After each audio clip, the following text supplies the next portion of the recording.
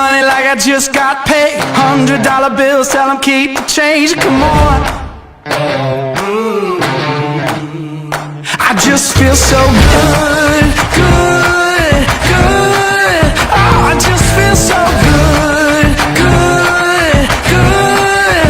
Oh, I just feel so good, good, good. Oh, I just feel so good, good, good. Oh, I just feel so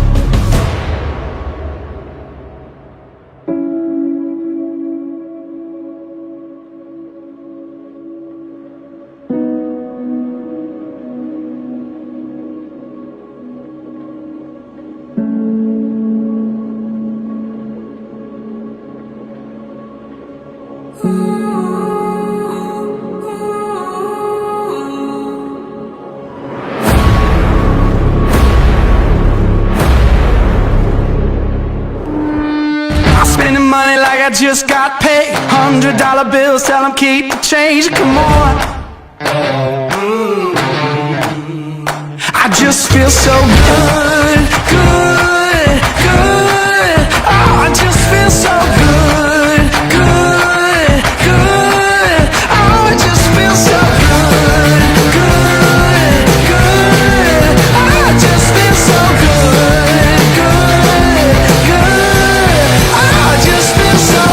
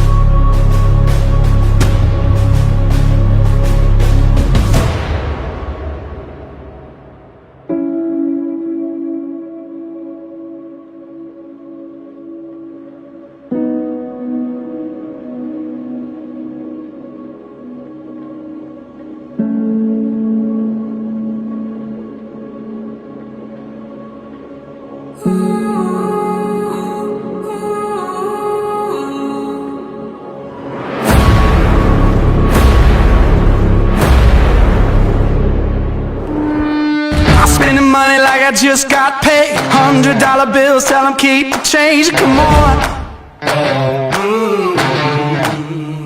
I just feel so good, good, good. Oh, I just feel so good, good, good. Oh, I just feel so good, good, good. Oh, I just feel so good, good, good. Oh, I just feel so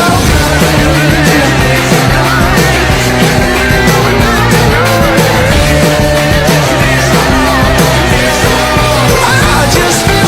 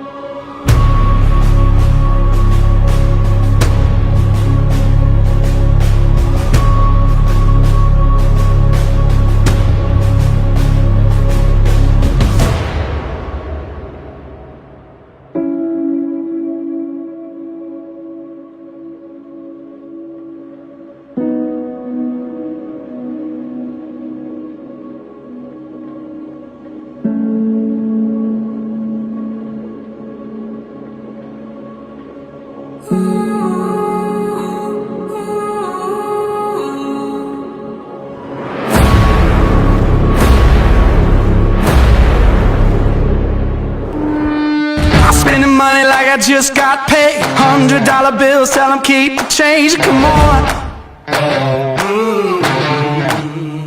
I just feel so good, good, good. Oh, I just feel so good, good, good. Oh, I just feel so good, good, good. Oh, I just feel so good, good, good.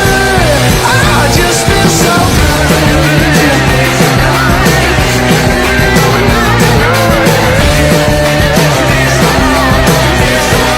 I just feel so good.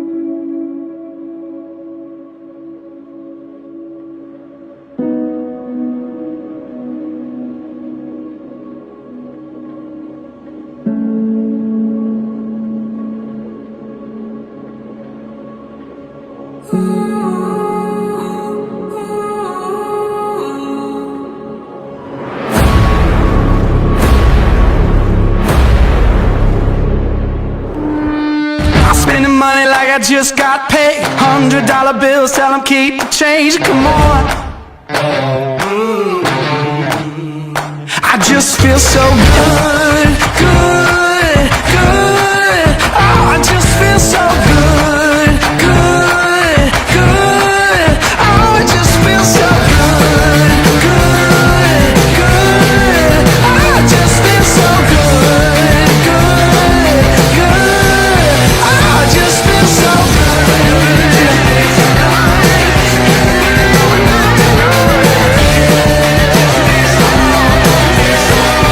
I just feel so good.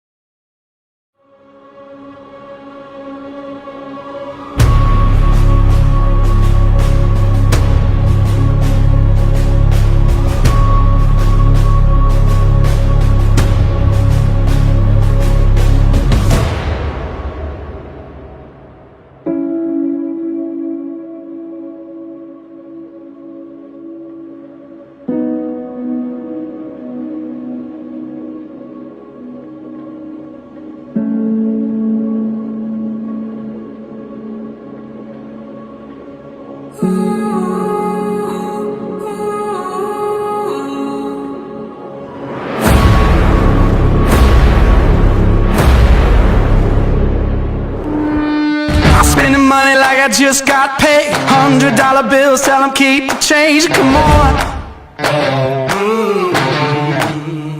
I just feel so good, good, good. Oh, I just feel so good, good, good. Oh, I just feel so good, good, good. Oh, I just feel so good, good, good. Oh, I just feel so good.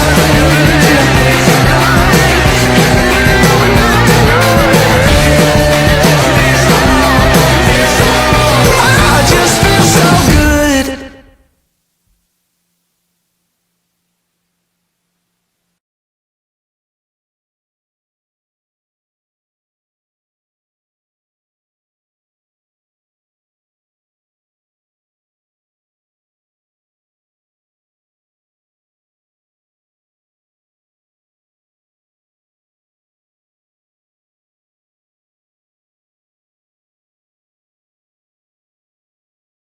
For 8 weeks, over 300 men and women have gathered to compete on some of the most hallowed grounds in all of racing. For 8 weeks, a combination of unlikely cars competing on unsuited tracks has shown a thin line between adulation and disdain. For 8 weeks, a series that began with no legacy, no tradition, would prove the power of a bored fan base with nowhere to go. For 8 weeks, this fan base would celebrate 55 different winners and over 100 podiums and countless post-race aerobatics. It's attracted some of the biggest stars in the sport, names like Robert Wickens, Jordan Taylor, Stefan Wilson, and Matt DiBenedetto. But we've also been introduced to some of the more unlikely characters in fake racing, names like Andrew Pinkerton, Aspen Belvin, and Jason Skeen. For 8 weeks, the racing world at large has been embroiled in a decade-long debate. How serious should sim racing be? And for 8 weeks, one league chose to ignore the debate and focused instead on how to challenge the laws of physics. Today, that community has narrowed from 300 to 40, marrying a combination of talent and unquestionable luck to one event. For 8 weeks, we've wondered, why the heck is anyone still doing this? And today, we'll have our answer. This is sim racing at its most questionable. This is Thursday Night Blunder.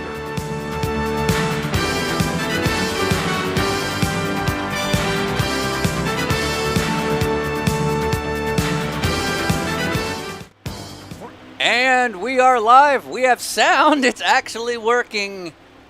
We've made it. It's the final round of Dinner with Racers, Thursday Night Blunder. I am Sean Heckman, and with me, as always, is my co-host. Name, go. Ryan Eversley. Good. How are you? I'm fine. I thought there was going to be a follow-up question like, height, Tell me. 5'11". Yeah. All right, car racing, go. Yeah. Marketing.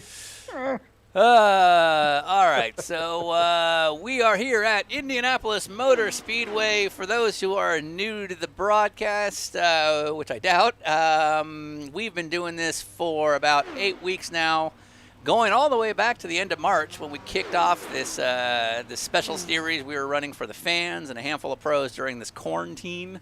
And it all comes down to this. So, Ryan, we're looking at you now. Who are all these blue jerseys behind you? Big Indianapolis fans. They're big Indianapolis fans. Okay. Huge Indianapolis fans, I'm told. Sure. Yeah. So this was like first row of Google image search. Yeah, you just went, I need fans of Indianapolis, and boom. Here we are. Yeah. So what's going on? What are we looking at? We are here live from Indianapolis Motor Speedway, the greatest racetrack in the world to some people. And I think you and I are definitely in that category. We absolutely love it there. And we are about to kick off our world final Dinner with Racers Thursday Night Blunder event. And it all comes down to this. We had a couple of runoff races on Tuesday for a last chance qualifier. We had we had our regular season championship that came down to it and locked people in. How many winners did we have this year? Like 50-plus winners? We had basically 55 between all the races we ran, all the classes we ran. We had about 55-plus winners, over 100 podiums. Somehow that all narrowed down into basically 40 participants tonight, 30 of which are what we call regular league members. For lack of a better expression, we'll call them fans. And then we're going to have 10 pros also joining us. Kind of all in for the chaos. So it's going to be quite a mix of people. And the 30 people that qualified in, it's through a whole hodgepodge of ways. But basically anyone who won a race qualified for a semifinal that we had last week. We ran that semifinal, and what was that race all about? I mean, it's fantastic. Getting people to kind of basically come down to it, see if they can make it into the show here. A lot at stake. And what was crazy, just like in the runoffs, we had our races, which are generally kind of dumb and kind of fun and games, turn into real races. So on one hand, we had trucks at Detroit jumping GTP cars, and it came down to like people crashing in the last turn, having to ramp over other cars that were upside down to make it in. It was phenomenal.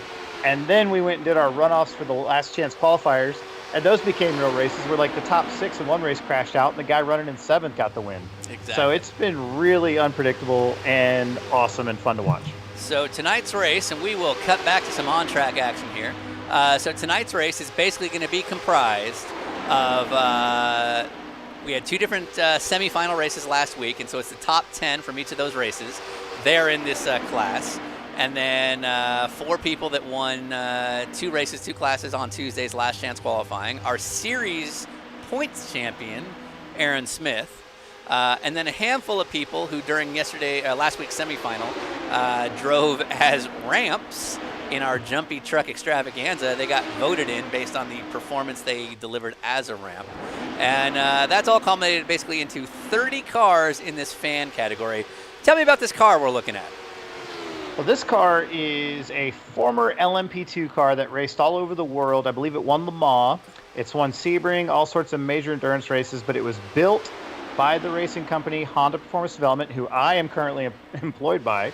And they are Honda and Acura's motorsports branch. They build all the GT3 cars, or at least design and come up with them, and then they partner out with companies. For example, Worth Engineering in England were the ones that built this car after HPD designed it, came up with it. And it has been referred to by very many good top-of-the-line IndyCar drivers as one of the best cars they'd ever driven, including Dario Franchitti, who said the car made you feel invincible. Perfect. And based on the accident we just saw, they're apparently invincible tonight. Yeah, we've got the damage turned off, so the race is going to continue on. But like you see right there, you end up on that roll hoop, you might be stuck there and you might have to do a cancel out. So what we watched on Tuesday was some excellent racing, but it is possible to get this thing wrong. But Sean, you pointed out something very interesting to me. The reason you really wanted to run with damage off was because of one particular thing you noticed. That would be the bump drafting. Because nothing says prototype cars like bump drafting, right? Wait, hold on. What are we looking at here? Jeffrey Collinson, the 420. It's I don't know who that is on the hood. Am I not smart enough? Is that not Paul Page? Oh, that is Paul Page. Good call. Jeez. Yeah. All right. I think you're right. Wow. It's early. Anyway. All right. Well, before we bump get drafting, P2 cars. So bump drafting, just like they do in stock cars, as you can see from this crazy group of guys right there. Bump drafting might be a way to get ahead, and with the damage off, you can literally pound your nose into the rear end. There's no way they're making it through there. Okay. They were 5 wide at turn in, and then poor little Skippy car just got destroyed. So anyway, the bump drafting we thought would make for a good finish, makes people a lot less afraid of one another, which will make for a really exciting finish in this amazing event that we're going to run. And then speaking of flipping Skip Barber cars, we have around 10. Oh, look at those guys right there. What are we looking at here, Ryan? This is our pro class for the evening as we see Stephen Wilson, who just got it all wrong. Oh, we got John Miller stuck in the fence. Now, we've seen this before with our jumpy trucks, but not with a Skippy car. And here's an onboard look at what John Miller's seeing. And we've heard a story very similar to this of the late well, I probably shouldn't tell that story. Yeah, Anyways, let's keep Miller. going. Okay, Brian Clausen, he got stuck in the fence, and then Tony Stewart came up to him and talked to him while he was stuck in a fence just like this. Exactly, yeah. This was, if you listen to our episode with Brian Clausen when he was racing dirt cars and was still trying to impress some of the brass in NASCAR, his first meeting with Tony Stewart was literally sitting like that. Yeah, hanging in a fence like John Miller was. So the Skip Barber class is comprised of pros that are friends of ours that have raced in the series, that have wanted to race in the series, and they're basically out there. They've got their own race. They're not trying to screw with the P2 cars, but we do have strict orders for them to race as hard as possible and don't stink it up and try to win by a lap. We want a good, hard race. And as we saw before all 4 of those cars crashed, they had 4 wide going into IndyCar Turn 3 here at Indianapolis Motor Speedway, and that's what we want to see. Exactly. So tell me about that speed differential while I take care of something real quick. So the basic thing here is that these cars are not easy flat. As you see, that P2 car gets it all wrong, and John Miller and Stephen McAleer are just going to keep their feet in it and keep going there. But as you just saw there, the P2 cars are pretty easy flat all the way around the track, but they're going to get some tire degradation. And as they get the degradation, it becomes a little harder, especially as you're sliding around and trying to go side by side. The Skip Barber car, as I've been told, is not easy to drive flat out around Indianapolis, even though it is a lot slower and has a lot less capability and technology behind it. It's also on a pretty squirrely tire, and it's not so good. As you see him getting swallowed whole and then almost taken out by that P2 car right there. So big speed difference, and also those cars are a lot to handle. And as we saw on Tuesday during the runoffs, it was easy for one guy to break away and make a mistake and then lose it all later. And also, it was easy to lose the lead, as we saw Dale Clough, who had a problem with one of the P2 cars coming by and clobbering him, and that cost him his chance here tonight in the World Finals at Indy. So in the Skip Barber Pro category, we have several pros that are out there. It's kind of those who've been following real racing in the last basically 48 hours. There's quite a few things going on, so we'll have kind of a mixed attendance. But we have a lot of folks from sports car. We have a couple folks from IndyCar. We were going to have several folks from NASCAR. However, there was a rain delay last night, so unfortunately a good number of our Skip Barber participants can't make it tonight because apparently they have real jobs, which is nonsense. But speaking of which, Landon Castle, who has obviously been a big fan of our deal, has done a lot of our races, and has become a little bit of an iRacing celebrity with his quarantine actions. Yeah, we've been big fans of Landon's for years. That's why we interviewed him in the first place, because he's got a really great personality. And as you said, kind of became a bit of a celebrity here with the sim racing folks and fans. But I think it really gave him a chance to showcase his personality on a regular basis. And hopefully that leads to him getting a little bit more opportunity, because if he doesn't have a longer driving career than he should, he's going to be a great TV guy one day. And I really like seeing everything he's doing. Exactly. So other than that, we've got several guys in our pro category, from sports car and a couple of IndyCar guys. Everything from good friends of ours like John Miller, like Mark Miller, who won one of our races a couple weeks ago, to guys like John Edwards and Landon Castle, Stephen Wilson, who took that dramatic win at Talladega, coming from the IndyCar ranks, Stephen McAleer, who's a staple of some of the touring car and the GT4 ranks. And you name it. So it should be a pretty fun event. I can't speak for you, Ryan, but I wouldn't put my money on anybody because I just have no idea how this thing is going to go. Yeah, absolutely. You know, Stephen McAleer has also been racing in the LMP3 category, and he's been winning a lot of those races. And I reached out to him. I said, hey, we would love for you to come and showcase your talents here. You've been winning some of the Mazda races in the Pro Mazda series they've been doing. And he's like, great. Yeah, P2 car is just like the P3 car. And I said, well, hang on there, son. You're going to be in the Skippy class. And he was like, you know what? I don't care as long as I get to wreck Mark Miller. So calling a shot early in his debut of Thursday Night Blunder. How it should be done.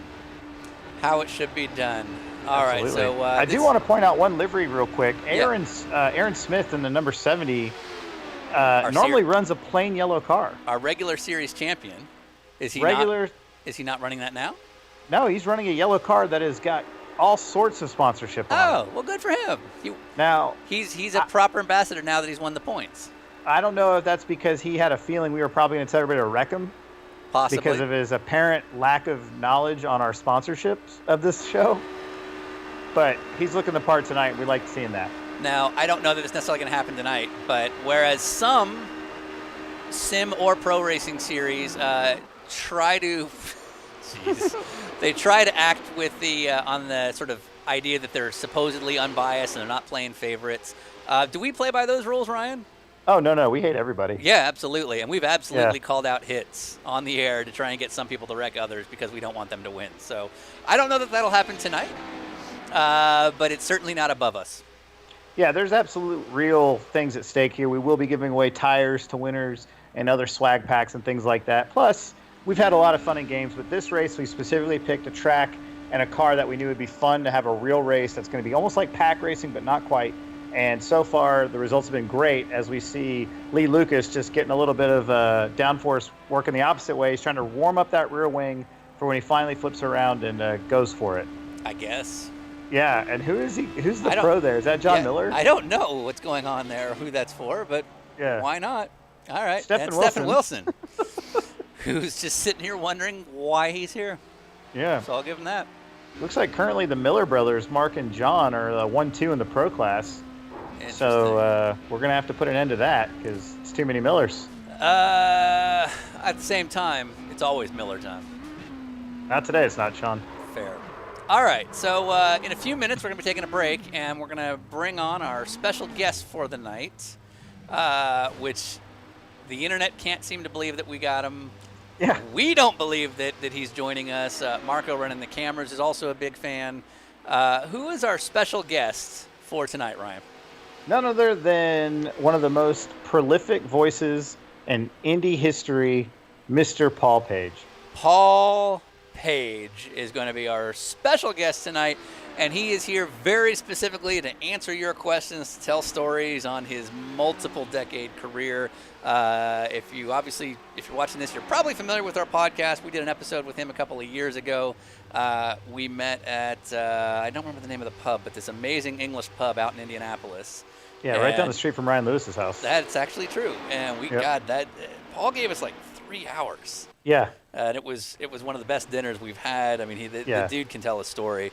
And so we just thought, if we're going to be at Indy, if we're going to close this thing out, if we're going to try to do something epic with Indy, Paul Page is as good as it's going to get. So he will be here basically for the fans to answer your questions. He's going to tell us a few stories while Ryan and I continue to watch the racing and keeping an eye on what all is happening and kind of going from there. So I can't express my appreciation enough to Paul for doing it. So we're about an hour. Believe it or not, this thing has been going on for a while for practice. So we have about 14 minutes of practice left to go. And then we're going to go into qualifying, and then we're going to go into the race. So what's the qualifying format, and what's going to happen during the race, Ryan? So qualifying, unlike normal where it's pack racing, we've got everybody out there. We just cram them on the track and try to make it ridiculous as possible. They're going to be doing individual qualifying laps, but all at the exact same time. So it's not going to take that long to do it. It's going to take about as long as it takes one person to do their qualifying. So each driver will have his own empty track to be able to go out there. There'll be no drafting, no traffic playing a key in it, and that way we'll set the grid based on single car qualifying speeds, which won't be crazy with the draft differences. And also it's going to keep the classes separate, so we'll have the Skip Barber guys will be in their pack and the P2 guys will be in their pack. Exactly, and the pack is what we think will make this race particularly good. The other thing that's unique about this week, similar to what we did last week, normally for the 8 weeks of the regular season, we are big believers in running what's called open setup, where you can basically tune the car to your preferences, your liking. A lot of people put in a ton of time to get that car perfected. Some people don't. We felt to make the racing really, really jeez. We thought to make the racing really close tonight, we would go the complete opposite way. So what is the setup for tonight, Ryan? Everything is locked up. So is that our guess? That's Landon Castle calling me. Let me talk to Landon, and I'm going to mute myself, and you tell us what to expect. Sure. All right. Well, like Sean said, we normally run an open setup, and we've seen some really big advantages that some people have figured out, not only in the Thursday Night Blunder, but also in the Cooper Sebring 12 Hours. And so what we want to do for this race, let's make it more about the driver and the racer, because on this track, and the P2 car especially, it's pretty easy to go flat out. It's who's going to make the best decisions, who's going to play it smart, and it's probably going to have a lot to do with luck.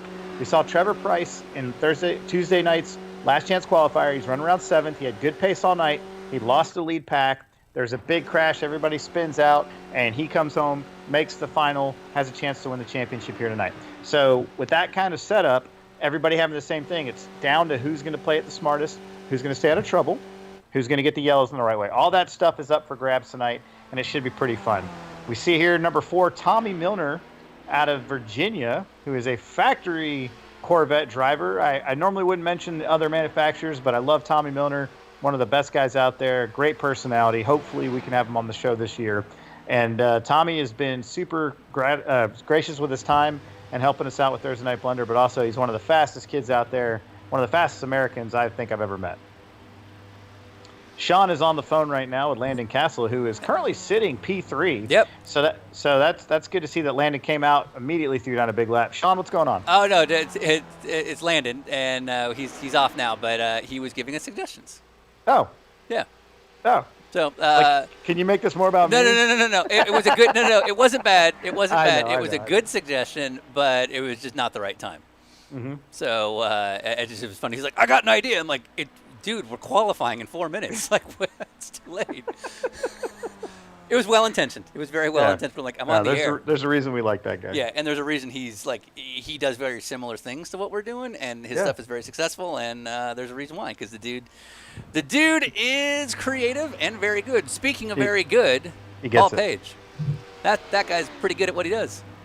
He is. Should we get him on here? I think we should get him on here. So we're going to take a quick video break. Yep. And, oh, that video's too long. Hold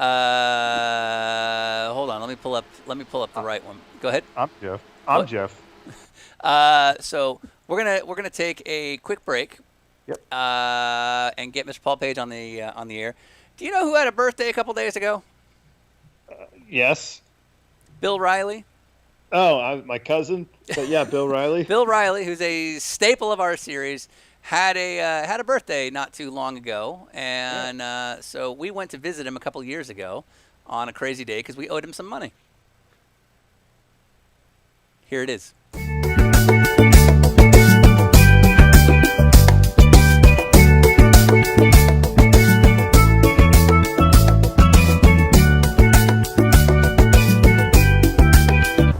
All right, it's 9:57 a.m. and it's a Wednesday. Where are we going? We're headed to Charlotte, North Carolina. 2 reasons. One reason, we want to go see if Alan Kulwicki gets inducted into the NASCAR Hall of Fame. And the other reason is we owe Bill Riley a little bit of money. If you go to our website, dinnerwithracers.com, we sell t-shirts. One of our t-shirts is themed after none other than Bill Riley. And to have that agreement, we have to pay him a royalty for using his likeness.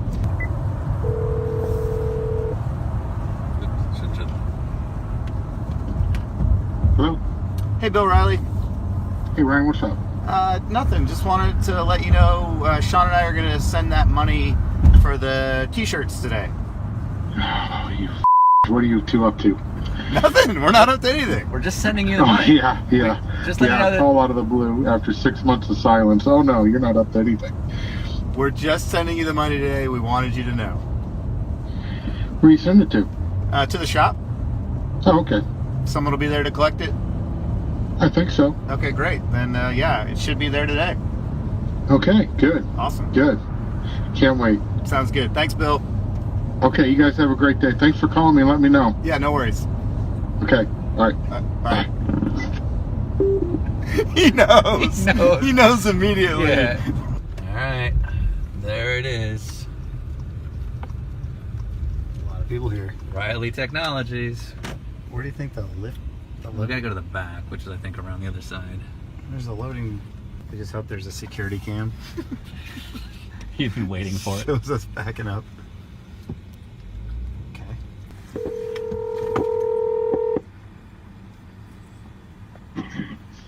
Hello? Hey, Bill, Ryan Eversley. Hi. Do you know if you're at the shop?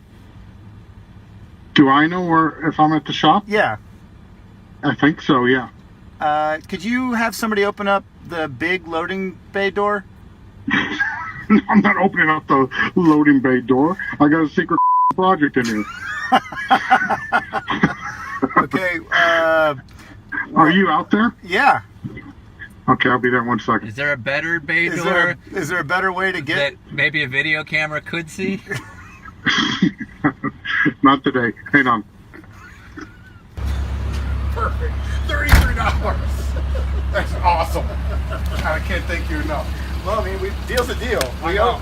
like paying a bill, so Cool. yeah. That is awesome. Can you take this to a really big bank? It's done by Jeff Braun, Yeah, too. he's signature. Oh, that's cool. Yeah, That's cool. So- Now I know it's going to cash. we actually owe you like another $1 because we sold another shirt yesterday. All right, cool. That is awesome. All right, well, this is yours now. So Okay. So are we square now? Yeah, we're square. All right. Well, except for the dollar.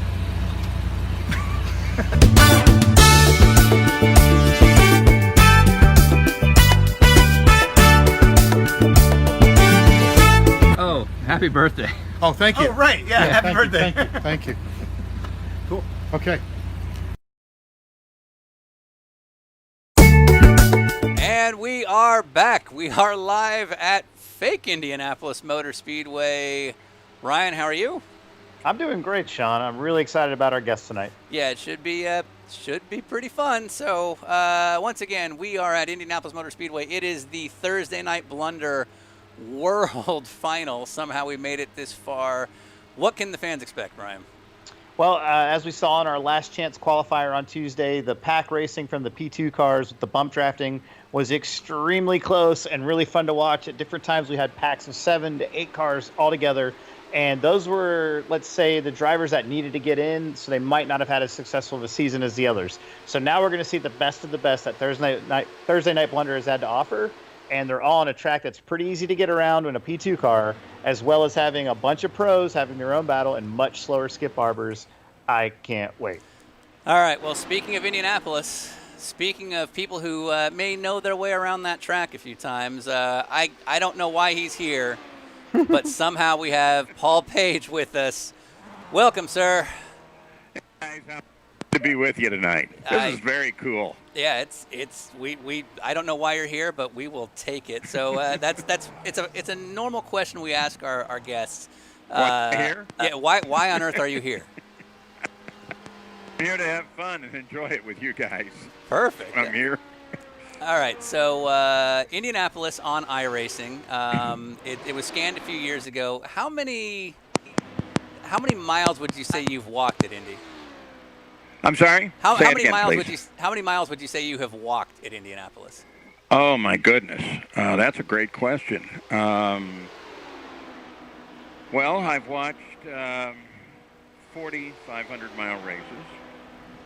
So whatever that is, with that 20,000 or 2, I don't know where to put the decimal point. Marco Johnstone used to say me, don't do math in public. Fair, You can't yeah. do it.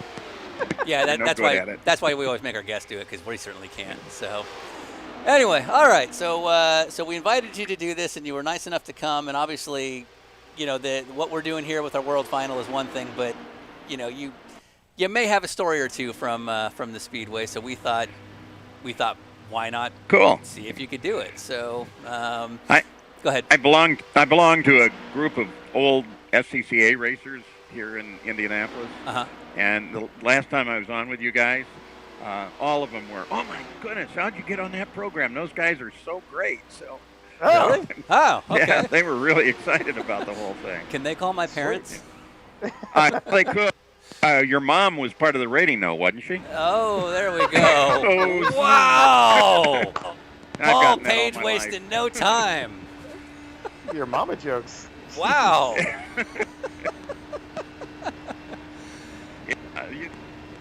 I got to tell you how weird it was as we watched this. The last weekend, so quiet, so surreal here, Right, because you don't live that far from the track. No, and matter of fact, on a good practice day, the track is a little south and west of where I am, maybe 6 miles line of sight. Okay. And so on the good day with the prevailing winds, I can hear the speedway. And stepping out and knowing, whoa, what's going on here, that I should be hearing noise. I didn't hear. You're going to see a lot of wrecks. You're going to see a lot of wrecks. wait for the race on that. But go ahead.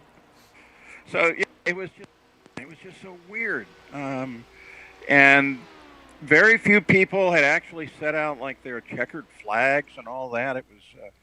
It was very strange. And I had originally thought, well, I'm going to go down to Georgetown Road the night before, just like I always do. Which is normally where the big party is. Yeah, and, just hang with the fans, just have a good time until about 10 o'clock and then go home. But I decided, no, that's a little too nostalgic. And then the next morning I thought, well, okay, maybe I'll go over like at 11 o'clock.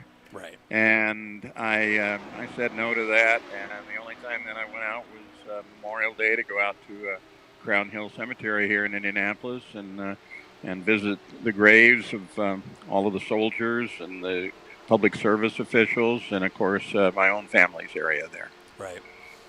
So Indianapolis, Ryan lives in Atlanta. I live in Los Angeles. Our Indianapolis experience is primarily, going for this race or for some of the sports car stuff that we've done or the podcast.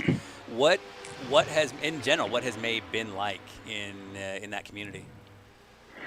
Well, like pretty much like everybody, it's been for the most part really shut down. Right. None of the racing teams have been operating at all until this last week. And then a few of them started dribbling back, the ones based here in Indianapolis. Andretti Racing, I think yesterday or day before, started bringing in 2 shifts because we're still limited in a number of people that can be in a building here in Indianapolis, especially in the city. Its rules are a little different than the state. So the engineers and everybody are working at home, but the hands-on guys haven't been able to touch the cars at all. And of course, everybody's looking ahead to running at the Texas Motor Speedway coming up in a week. And that's going to be a major test for everybody because you've got the new aero screen, which has a very limited test time on it. You're going to one of the most challenging high-speed racetracks that we have. And you're going to be able to have minimal practice. The teams are literally flying out Saturday morning. There's a rookie orientation, there's a practice, there's a qualifying, and then there's a race, and then they're flying home that evening. Right. So, and so the aero screen especially, they just don't know what aerodynamically it's going to do to them. They've done what they can with the sims, but you know, sims and reality are 2 different worlds. How dare you?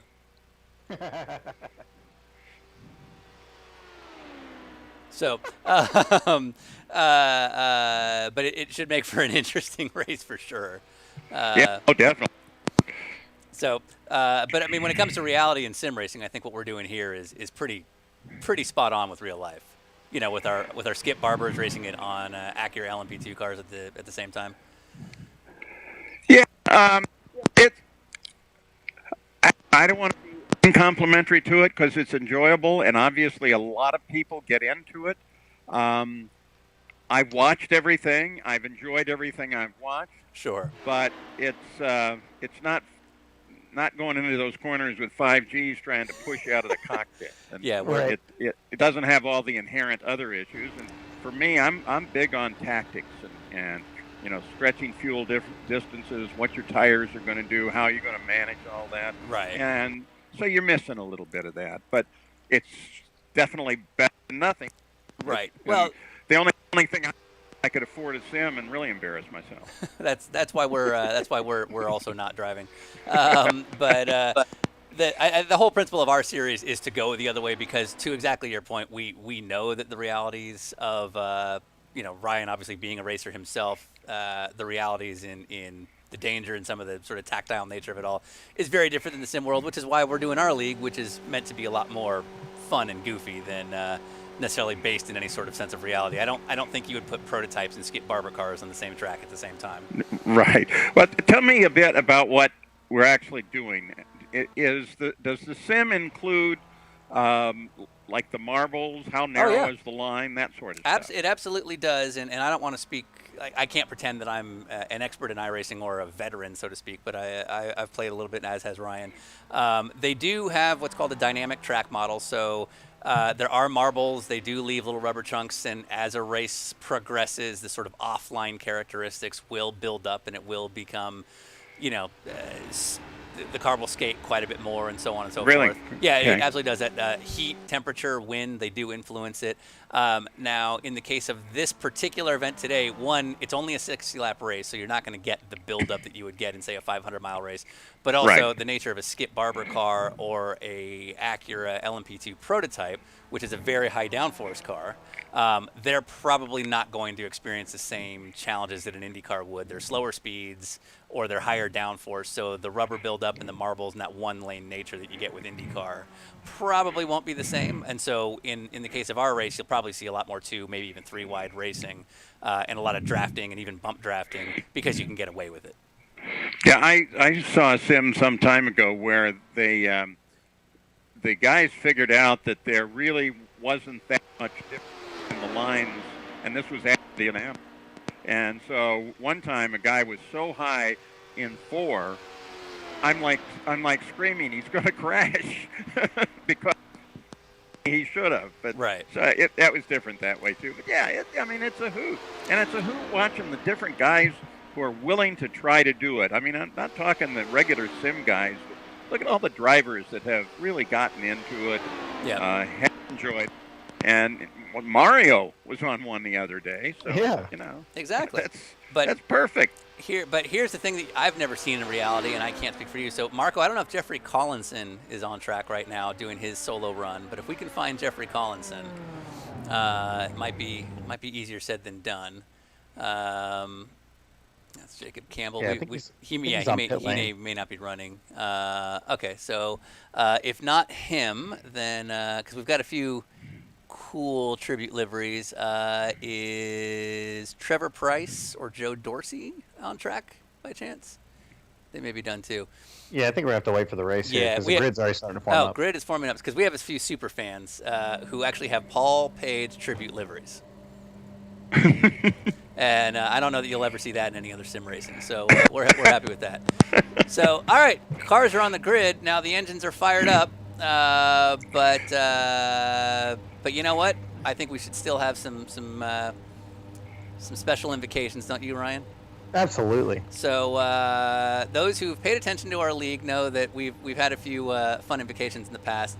So we're going to do a quick, since it's our final race of the year, we're going to do a quick throwback to some of our favorite invocations that we've done, and then we'll come back and we will be green.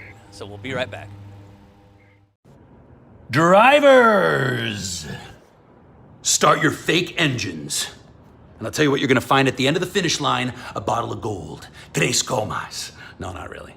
This is my own personal reserve. But you should go out and get some. Have fun in your virtual car racing league. I hope the cars have doors that go like this or like this. Not like this. All right, get the fuck out of here. Drivers, start your fake engines. And I'll tell you what you're going to find at the end of the finish line, a bottle of gold. Tres comas. No, not really. This is my own personal reserve. But you should go out and get some. Have fun in your virtual car racing league. I hope the cars have doors that go like this or like this. Not like this. All right, get the fuck out of here. Thursday Night Blunder. That's either a group of serious hardcore predators or a virtual racing league.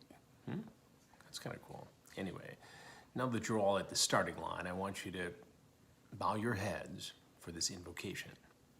Please let us be safe, healthy, and happy during this race, this virtual race. Hopefully everybody follows the rules, social distancing, got your face masks on, no crashes, nobody gets hurt. May the best driver win. All right, on your mark, get set, go. Take care, stay safe, stay healthy. Remember, I'll be watching, and I'll see you soon on my YouTube channel and on the TV. Be well. And we're back. Cars are rolling. So we are less than one lap away from the start of the Dinner with Racers World Final. There we go. Jeffrey Collinson. Paul, you can see that. That is you. Wow. On the front of that That's car. great. That's colorful. And that, we could get a better picture. Yeah, I don't. That's our fans. Picture.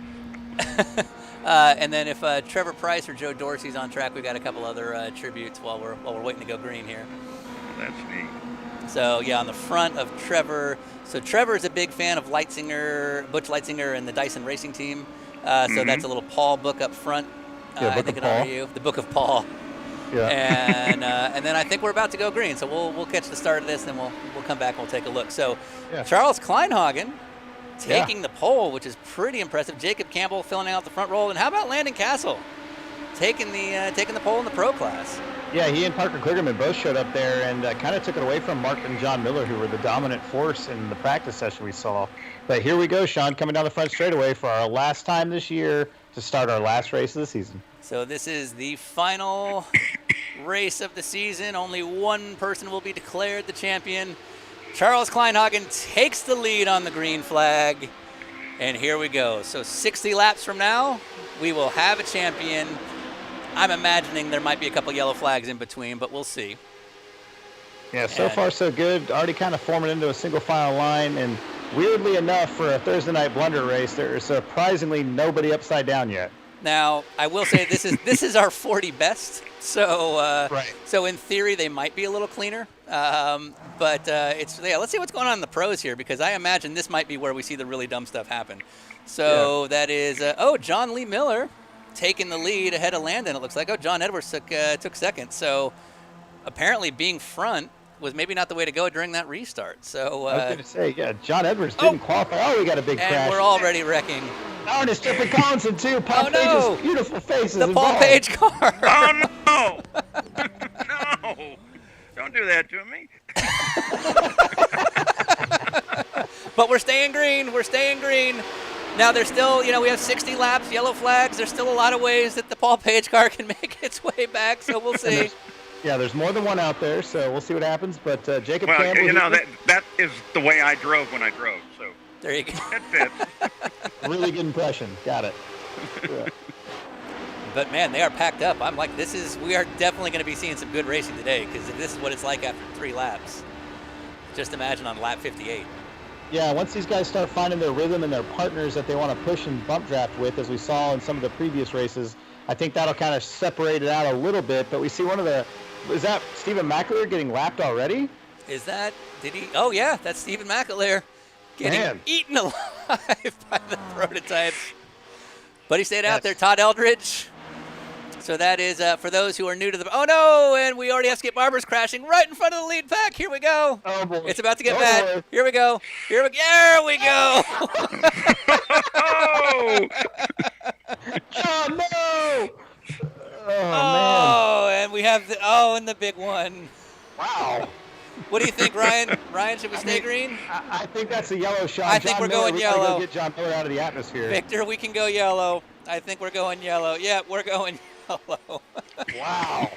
So, Paul, you said that sometimes sim racing isn't quite that realistic. I don't understand. Yeah, well, ever seen a car that go that high? I don't think I'd want to. It was cool, wasn't it? Look at this. So yeah, as we this is the replay, and I don't even know who to look at. Yeah, I'd say we got to go back to John Miller's view. Yeah, so let's go back to John Miller and a Skip Barber class. Hopefully the tracking here holds on the replay. It can always be a little bit tricky. Yeah. But I can't see Zach Trump if we're looking at Zachary Lewis here. But here we go. There.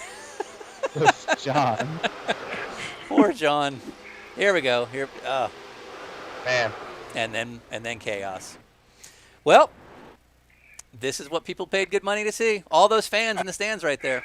Yeah, that's why you buy a ticket and go to the races. Well, is this what you're hoping for, Paul?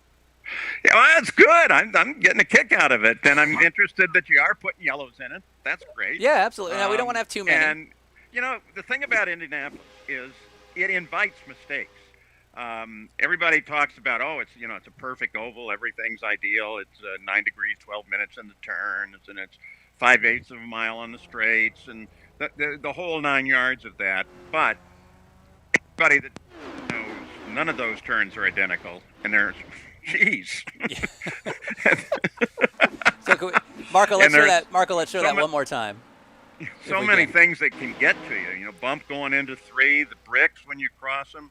The fact that turn 1 is hard to pick out the apex when you come on the main straightaway because of the way the grandstands hang over it, and kind of speeds you're traveling, and you're only 50 feet wide in this part of the track, and 60 in the turn. So everything out there is to try and break your concentration, and when you do, of course, you're in big trouble. Exactly. It's more a mental sport in a lot of ways than it is a physical sport, though it's very physical. Exactly. Well, it can be physical for a guy like John Miller if you're flying that far. So here we go one more time. Let's see if we can see it in slow motion. And here we go. I can't wait. There he goes. Look at that. Into the golf course. Yeah. But here's the thing. The way we're running these races with the yellow flags and everything, John is not out. Yeah. He still can come back. Yeah, Stephen McAleer and Todd Eldridge, former Olympian and world champion figure skater, are both going to be able to get back in this. Something happened there. They got lost. I think John Miller got lost in that too, and that's when it all kind of went wrong for the pro class. So just to point out, the pro class has had way more problems than the class full of what we would consider AMs who don't get paid to race for a living. in the faster cars. This is what we were hoping for. So we don't quite know what the data is as far as mileage, tire life, things like that. So I would assume that these guys will have to stop at least once, and of course on lap 5 it might be a little premature to try and do that. But obviously if you put grass on your tires there, like that's an issue. That's one way to try and cool them down, I guess. Maybe. I don't think so. Anyway, so that's who is that again? Which one is that? Is that Tanner Whitten or Lee Lucas? Yeah, I'm not sure. There's two with the same. That's Lee Lucas. Yeah, let me see this guy. So real that's quick. Lee. So that's a all Honda tribute, and there's Tanner Whitten, and of course paying tribute on the front hood to you and I, Ryan, as well as Natasha, who helps us back here in Los Angeles, and of course Marco, who's running the cameras for us. So that's cool. So if you guys in the chat room have any questions for Paul Page, feel free to write in, and I'll be happy to pass them along. But so far, so good. We're hearing a lot of comments about John Miller trying out for NASA and SpaceX tomorrow with that one. So yeah, he's hopefully qualified. he's got the. And let me see. We have a couple drivers we can talk to while we're doing this. So, for example, John Edwards. If we want to put him up on, if we want to try and get him in the chat room, let's see if that's possible. What's up, guys? Oh, there he is. John, can you hear us? Yeah, I can hear you. There we go. So John Edwards is driving the car right now, and so we saw John Miller not have the best day. What is the Skip Barber car like right now? Well, I was wondering why I was 2 seconds off in qualifying in a flat-out track, but did some digging, had my engineers take a look at it, and turns out our brakes were rubbing, so my pedal was engaged a little bit. So fortunately, we found that before the race. And okay. I got a killer start. Went from last to first on the start. For some reason, got a black flag. I'm not sure why, but we're in the game right now. Nice. All right. Well, so you got 54 laps to go here. We don't know how many yellows you're going to have. Hopefully not too many more. What's it going to take to win? Oh, it's just timing, man. It's I also felt like when the prototypes came by, I had no idea they were coming. It reminded me of the scene from Ricky Bobby when the other cars are coming by at 200 miles an hour and he's doing 4 miles an hour. I was like, are those the other cars? But it's interesting. I mean, I just did the IMSA race, and there was about the same amount of crashing in that race. Huh. But at least here it's damage off, so we're going to have some fun and try to time it for the win at the end. Yeah. I mean, I would say ours is more realistic. Yeah, probably. So. Probably. I've always dreamed about driving a Skip Barber car at Indy, so. There you go. This is what we've right now. delivered. All right. Well, we'll let you go, I guess, unless there's any questions. I just want to say I have my radio disabled and my text disabled except for the button that makes it go 1, 2, 3. So that's the only way I have to communicate with race control. So if race control is listening, I'm going to hit 1, 2, 3 if I have any issues, and I hope you can figure out. Okay. All right. Well, we'll just live with that. All right. Good luck. All right. Thanks, guys. Well, Good to hear everything's going perfectly there. Yeah, this is what we would expect. That brake problem is actually kind of a curious thing. It's not uncommon at the Speedway where momentum is everything. And if you have a pad dragging, if it won't pull back properly, and it even drags a little, it can have a drastic effect on the terminal speed of the race car. Sure. Actually happened in the Indianapolis 500 last year, where one of the top competitors had a brake puck that just wouldn't get away from the disc, and just enough to make a problem, but not enough to really do anything about, or there wasn't anything to do about. Interesting. So now when you hear those kind of stories, is it painful not to be able to rat out names? Well, some people you have to kind of honor, and there are other, and half of it I make up. So. Well, we make up everything. Go ahead, Ryan. We're getting back to green here. We got a bunch of really good questions for Paul that we'll get to just as soon as we get into the action here. But pace car is in, lights are out, coming to the green flag with that real-time tribute livery with the HPD of Jacob Campbell coming down the inside here as they take the green. And Aspen Belvin is up to P2, which is pretty cool to see. And here we go. So 52 more laps to go to decide who is the official Thursday Night Blunder World Champion. Hopefully we can have an extended number of green flags here, but I guess that's up to the pros to decide since they can't keep their acts together. Well, leave it to the kids, right? Right. So, question for Paul Page. What is your favorite, as we see a car going off in the infield back there for We're going to stay green, though. We're going to stay green. Oh, no, it's the Paul Page car again. No, not again. It is. At least it's following my style. So, oh wait, no, it's not. That's Mark Kaufman. Okay, never mind. Okay. Never mind. Yeah. I was afraid there, but he just took out a pro. He just took out a pro. Who did he just take out? On the Did he just take out? Oh, he took out Jeremy Mayfield and Parker Kligerman, and they're dancing, and we're dancing. Right there is the theorem of auto racing. Oh. The brakes don't work, cars upside down. Right. So, Paul, what is your favorite non-Indy 500 memory broadcasting for Indy? Oh, wow. For the Indy cars. Yes. Geez, there's so many of them. Everything was so good. You know, I've my whole career, I'm like a kid in a candy shop. They never figured out that they really didn't have to pay me. We did. And I'm glad they didn't. Right. But, wow. Favorite one? God, there's so many.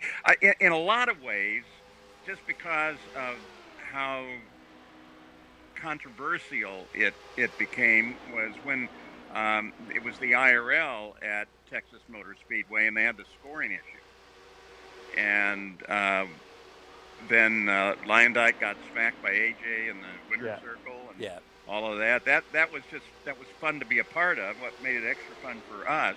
And you have to understand, I look at it two different ways.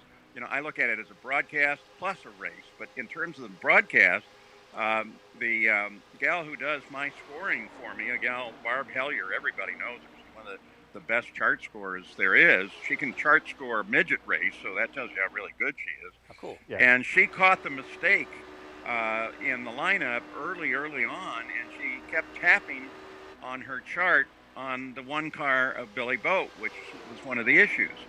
And I kept telling the producer, and the producer said, look, they're going to flag the checkered flag to whoever they have in front, so we got to go with that. You know, you can casually maybe mention it. Mm-hmm. And then when the whole thing happened, and then the fight broke out, and Jack Arut's on the line screaming, you know, off air, there's a fight, and we're running the credits over the fight, and you can see the fight going on underneath the credits. And the producer, I said, we got this fight.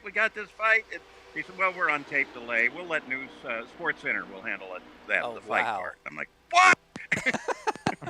Well, that's got to be tough because you see the story brewing over the course of a race. Oh, yeah. But you have, you have no idea how many times I'm calling the race. I'm really into it. I've got a call going, and then the director decides he's going somewhere else, just as a big pass is about to happen. Right. Right. You know, and it's a real challenge not to use really bad language at that time. Well, you can use it here, but I have a feeling you won't. Yeah, no, I can't. Yeah, that's it. You've come too far. You're like, this is not my time.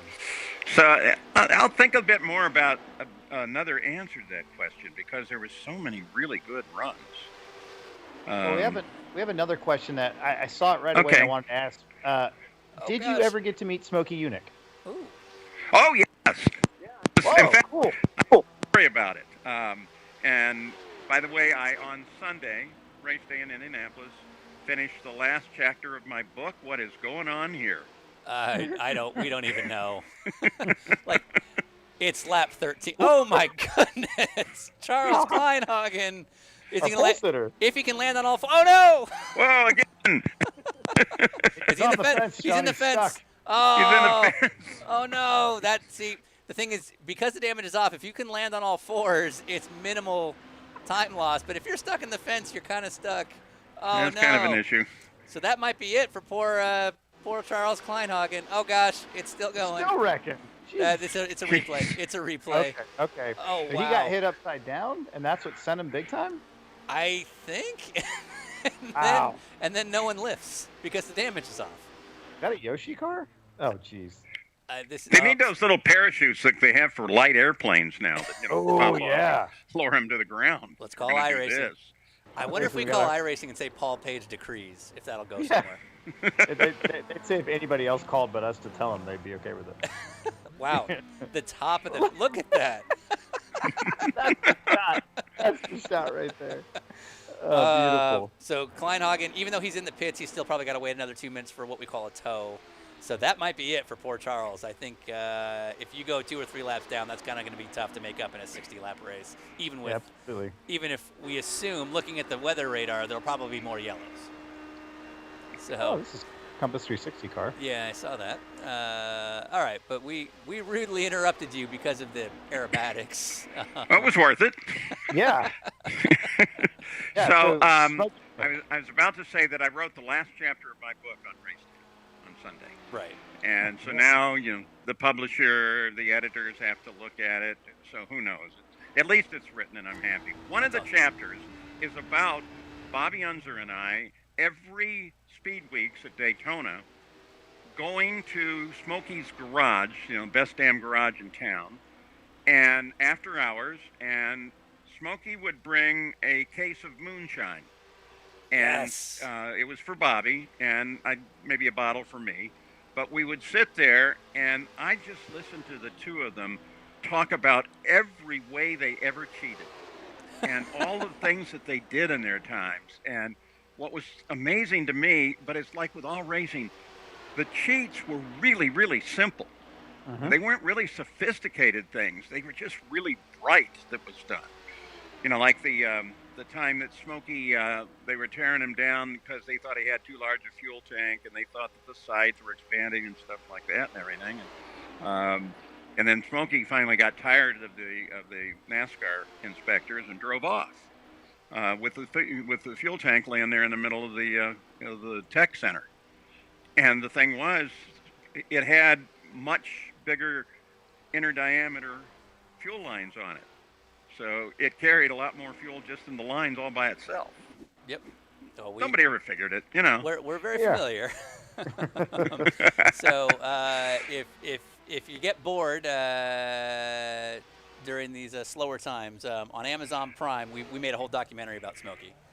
Oh, did you? I got to see that. And it includes some stories from your dear friend Bobby Unser. Yeah. Uh-oh. So, well, you got also, you got a problem there because Bobby never has told the truth in his life, ever. I'm not even sure he's a three-time winner. Okay. So, well, speaking of that, if you're bored, Amazon Prime episode 3, we sat down with Bobby and his wife Lisa out in New Mexico, and we turned some of Bobby's craziest stories into cartoons. Oh, that's great. So I'll send you a link when it's all over. But I'm glad you didn't ask him about me. Huh? I don't think we did. Season 2. Season 2, we can go back. He loves to talk. No, you're good. I don't know if we have enough hard drive space for all of it with Bobby. Oh, that guy's amazing. He is so amazing. And intellectually, which you don't normally attribute to guys like Bobby, but if Bobby doesn't understand something you're telling him, technically or whatever, he will stay on it until he understands it. He won't let you go. Right. He's just, and he thinks differently than the rest of us, but that's what makes him a champion too. Yeah. So we sat down. Oh, go ahead, Ryan. Yeah, I was gonna say this question came up a few times here, and it's for your opinion, not fact, but what your opinion is. Did Helio win or did Paul Tracy win? Oh, that's gonna hurt. Here we go. You can say no. What was that question? Okay, I have some advantages here, and one of the advantages I have is looking at all the survey material that was done that accounted for literally every frame, 29th of a second. From the whole start of that run down the middle of the backstretch through the yellow lights coming on and everything. And there are a couple different ways to look at it. There is no doubt in my mind that when the yellow light came on as an indicator, that Paul Tracy was ahead. And no doubt in my mind about that. So then you go to the next thing, which is, well, what did the dash show? And there's questions there for a couple of different areas because that's a system. The yellow light on the dash is an error checking system that it might have to send it more than once for it to get the whole message. Then you've got, when do you really call it? And I said on the air, and it was my true belief, that you scored it back to either the start-finish line or the last good timing line that you had prior to the yellow, given the accident coming off the two. Well, they didn't do that, and so Elio went on to win it, and I love Elio. He and I have done some great stuff together and talked a great deal together. We're friends. We're good friends. But the same is true with PT. And so, all said and done, I think that there is an argument that Paul Tracy won that Indianapolis 500. But then they made it even more complex in that they said, well, it's not really appealable, and the yellow is yellow when we say it's yellow. It's yellow when the driver knows it's yellow. So, and they've done a lot of things since then to make sure that doesn't happen again. But God, that was just a horrible day when you think about it for us and Elio and Paul, and was it great media? Was it good coverage? Was it exciting? Yeah, it was. Was it controversial? Yeah, and I guess that's part of what we're looking for. But when you're in the business, as you guys know, these guys are your friends. Mm-hmm. And when it happens to them, it hurts you too. Now, we're not supposed to let it show it, but I'm retired now. I can let some of that show. Sure. And that day hurt. That day hurt a lot. And even, silly things, the media, we always try to jump on any little fact we can find. Yeah. And in that case, we got distracted by looking at a yellow that turned out to be one of the safety patrolmen turning into the light. Mm-hmm. And they thought that was the yellow light for the longest time, except when they looked at it carefully, they realized that wasn't where the physical yellow light was. There was a comedy of errors there, and it surprised me, and I often feel that we overregulate the sport a great deal. Wait, what? I find it hard to believe that in 1960 that the chief steward stood at the starting line and the flagman, Pat Badan or Bill Vanderwater, stood right next to him on the track surface itself, and they made the calls right there and all the noise and everything, and they were simple calls. I can't believe that when I first started with the Indianapolis Motor Speedway radio network, I worked the North Pits, and there were no speed limits. Cars were coming past me at 160 miles an hour. Right. Times change. Cars get more complicated, so rules get more complicated. Coming from sports car, we definitely noticed that. Yeah. Big ups on that one. All right. So, go ahead. Sean, we've got a great battle taking place here, and I want to point out that Stephen McAleer, who early on before that yellow had dropped way back and was probably going to lose a lap, is now leading ahead of Tommy Milner. So, big change of events there for Stephen McAleer, who started out in his debut losing a lot of time. Looked like he'd been involved in an incident. Now he's leading the thing. Yeah, there's a little delta to the lower right, or a little screen that shows kind of his positions over the course of the last few laps, and you can see quite the adventure that Stephen's had. But we're only at lap 24. We're not even halfway. Looking at the weather radar, I'm sure you can see the weather radar where you are, Paul. I'm guessing there's going to be another yellow later. It's tough to say. Oh my goodness. So we'll see how this goes. But the podcast we did with you, Paul, we also did one with Bobby, and we did one with Sam. We went with Sam last year. I want to. You don't have to comment on this, but we're gonna use you as the tiebreaker. Bobby said, because it seemed like there might be friction on occasion between Bobby and Sam in the booth, and Bobby says it was 100% real, and then Sam said no, it was all fun and games. What does Paul Page say? It was mostly fun and games.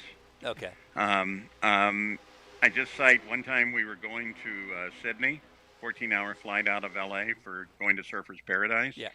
And that's a flight that I go to sleep on. It's a night flight. And Bobby and Sam sat in front of me, and they talked the whole flight through. They're both racers at heart. Now, right. Bobby, it became his style to create that confrontational aspect. and Sam got it, Right. and Bobby got it too. So it became the, well, you may think so, Sam, but this car is going upside down right now. And there were many times when Sam caught Bobby out as well. So Right. Yeah. that was good too. And no, I never felt any bitterness in the booth at all. I did feel in the middle a lot of times, Yeah, I can see because that. both of them would be saying things that I'm like, I don't think that's right of either one of you saying. So. Right. But it was good. It was fun, and I think it was enjoyable. And I do think that maybe the networks or other people they didn't like it that much, so they broke it up. And then I saw no reason to do that. Those two guys are the best thing ever.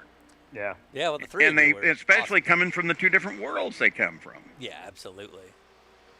And I would say between the three of you, it was a kind of a perfect trifecta. So That was great. Jack Root bought me a referee shirt to wear one year. Who is that? Is that Tyler Cook? Oh no, Tyler Cook, I yeah, like one of that our paint job. pros.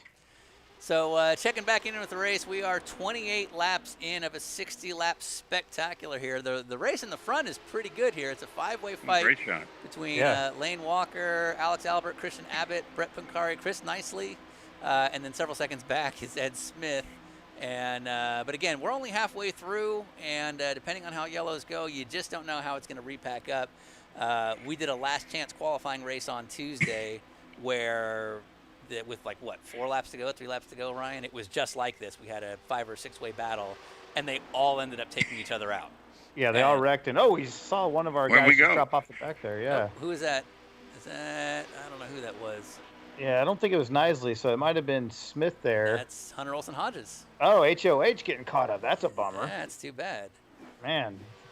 So, we saw Trevor Price pull off a last, 3 laps from the end win because he was able to, HOH just getting the... Gosh. And then right into, was it Tyler Cook that he took out Tyler the Cook, cross? yeah. Tyler Cook running a Tyrrell Elf scheme from back in the day. HOH running the number 43 real-time car, but tough to see that. So Tyler Cook back underway here, but you never know with the yellows. In fact, earlier we saw Aspen Belvin, who was having an amazing run around P5, P6, right in the hunt, and he got slammed pretty big, but he's already way back up to 7th, only 9 seconds off the lead pack. So a lot still to play for here. We're just getting to the halfway point when these guys cross the start-finish line right now. So if it were to rain, this race would go official? I guess. I was going to say, we're getting to the point where... Isn't that how that works? We're racing for the win now, Sean. Yeah.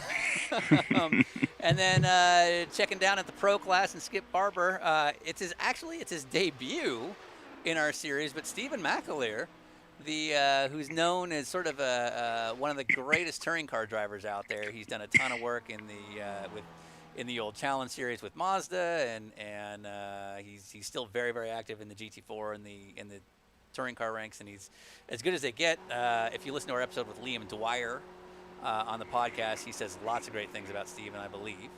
And so what does Steven have? He has about a 7-second lead over Tommy Milner. And it's worth pointing out, Tommy Milner is actually sort of the defending champion. We ran what's called the Continental Cup last year, which was a very similar format. We had our world final in December. And Tommy won in the pro class, and here he is in P2. So Tommy kind of understands how to kind of game the system and make all the yellows and different track position strategies work in his favor. So there's a lot to play for here. Yeah, Stephen McAleer, I'm really proud of him. He and I were rivals for 5 or 6 years in the Continental Tire Series, always battling each other, super clean. And he's one of those guys, the first time I raced with him, I knew right away he totally gets it, because we'd be beating doors off each other and get out and high five, and it was like never once a what was that all about kind of moment. He just totally got it. And now he's getting to race the LMP3 category. And my favorite thing is that you always hear the sedan guys, front-wheel drive guys, touring car guys aren't good in downforce. And he's been winning a bunch of these races in LMP3 and beating really good prototype drivers from all over the world. So very happy for Stephen McAleer. And having him come here and dominate the first half of this race is pretty impressive. He tried to FaceTime me a few minutes ago, and I was like, dude, I'm on the air. What are you doing? Right. So he's so comfortable. He's got time to text and FaceTime. So Steven's, he's no slouch when it comes to this. And it's worth noting here in the pro class that they're kind of spread out right now. The pack racing, when they are able to get grouped up, is really, really good in that category. But because these HPD P2 prototypes are so much faster and so prone to wrecking into them, it spreads out pretty quick. But again, should there be a yellow later in the race, I mean, I don't know, but should there be, they'll pack right back up. Oh, was that the Paul Page car again? The Paul Page car. Poor Jeffrey Collinson's having a night. Oh, there it. Oh, I'm sorry, This Paul. is getting embarrassing now. Are you? Because I assume you paid good money for that. Right. hood. Yeah, call Oh, you you that. guys, I'm canceling that check. I definitely am.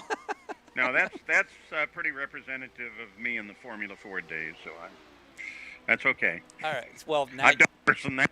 so you've opened it up. All right, Paul Page, the Formula Ford driver. Where did you stack up? I never won a Formula Ford race in 7 years of trying. I was for 6 of the years on an SCCA national license, and I ran the nationals. I had first a Lotus 51 with it was full British setup, so the gear shift was on the other side. Right. And that's when you found out that, oh, if you're looking for a gear, it's over there. Did it gotta find it. automatically judge you as an American driver? Right. Okay. And then I ended up with an Eldon Mark 10C, which I thought was a beautiful race car. And I went. There was a 50th anniversary for the Formula Fords held at Road America this last fall, and we had over 230 Formula Fords lined up on the main straightaway there on the hill at Road America, and it was so cool. And all these cars, but there shows you my choice in cars. There were only 2 Eldons there, and none of them was a Mark 10C. Huh.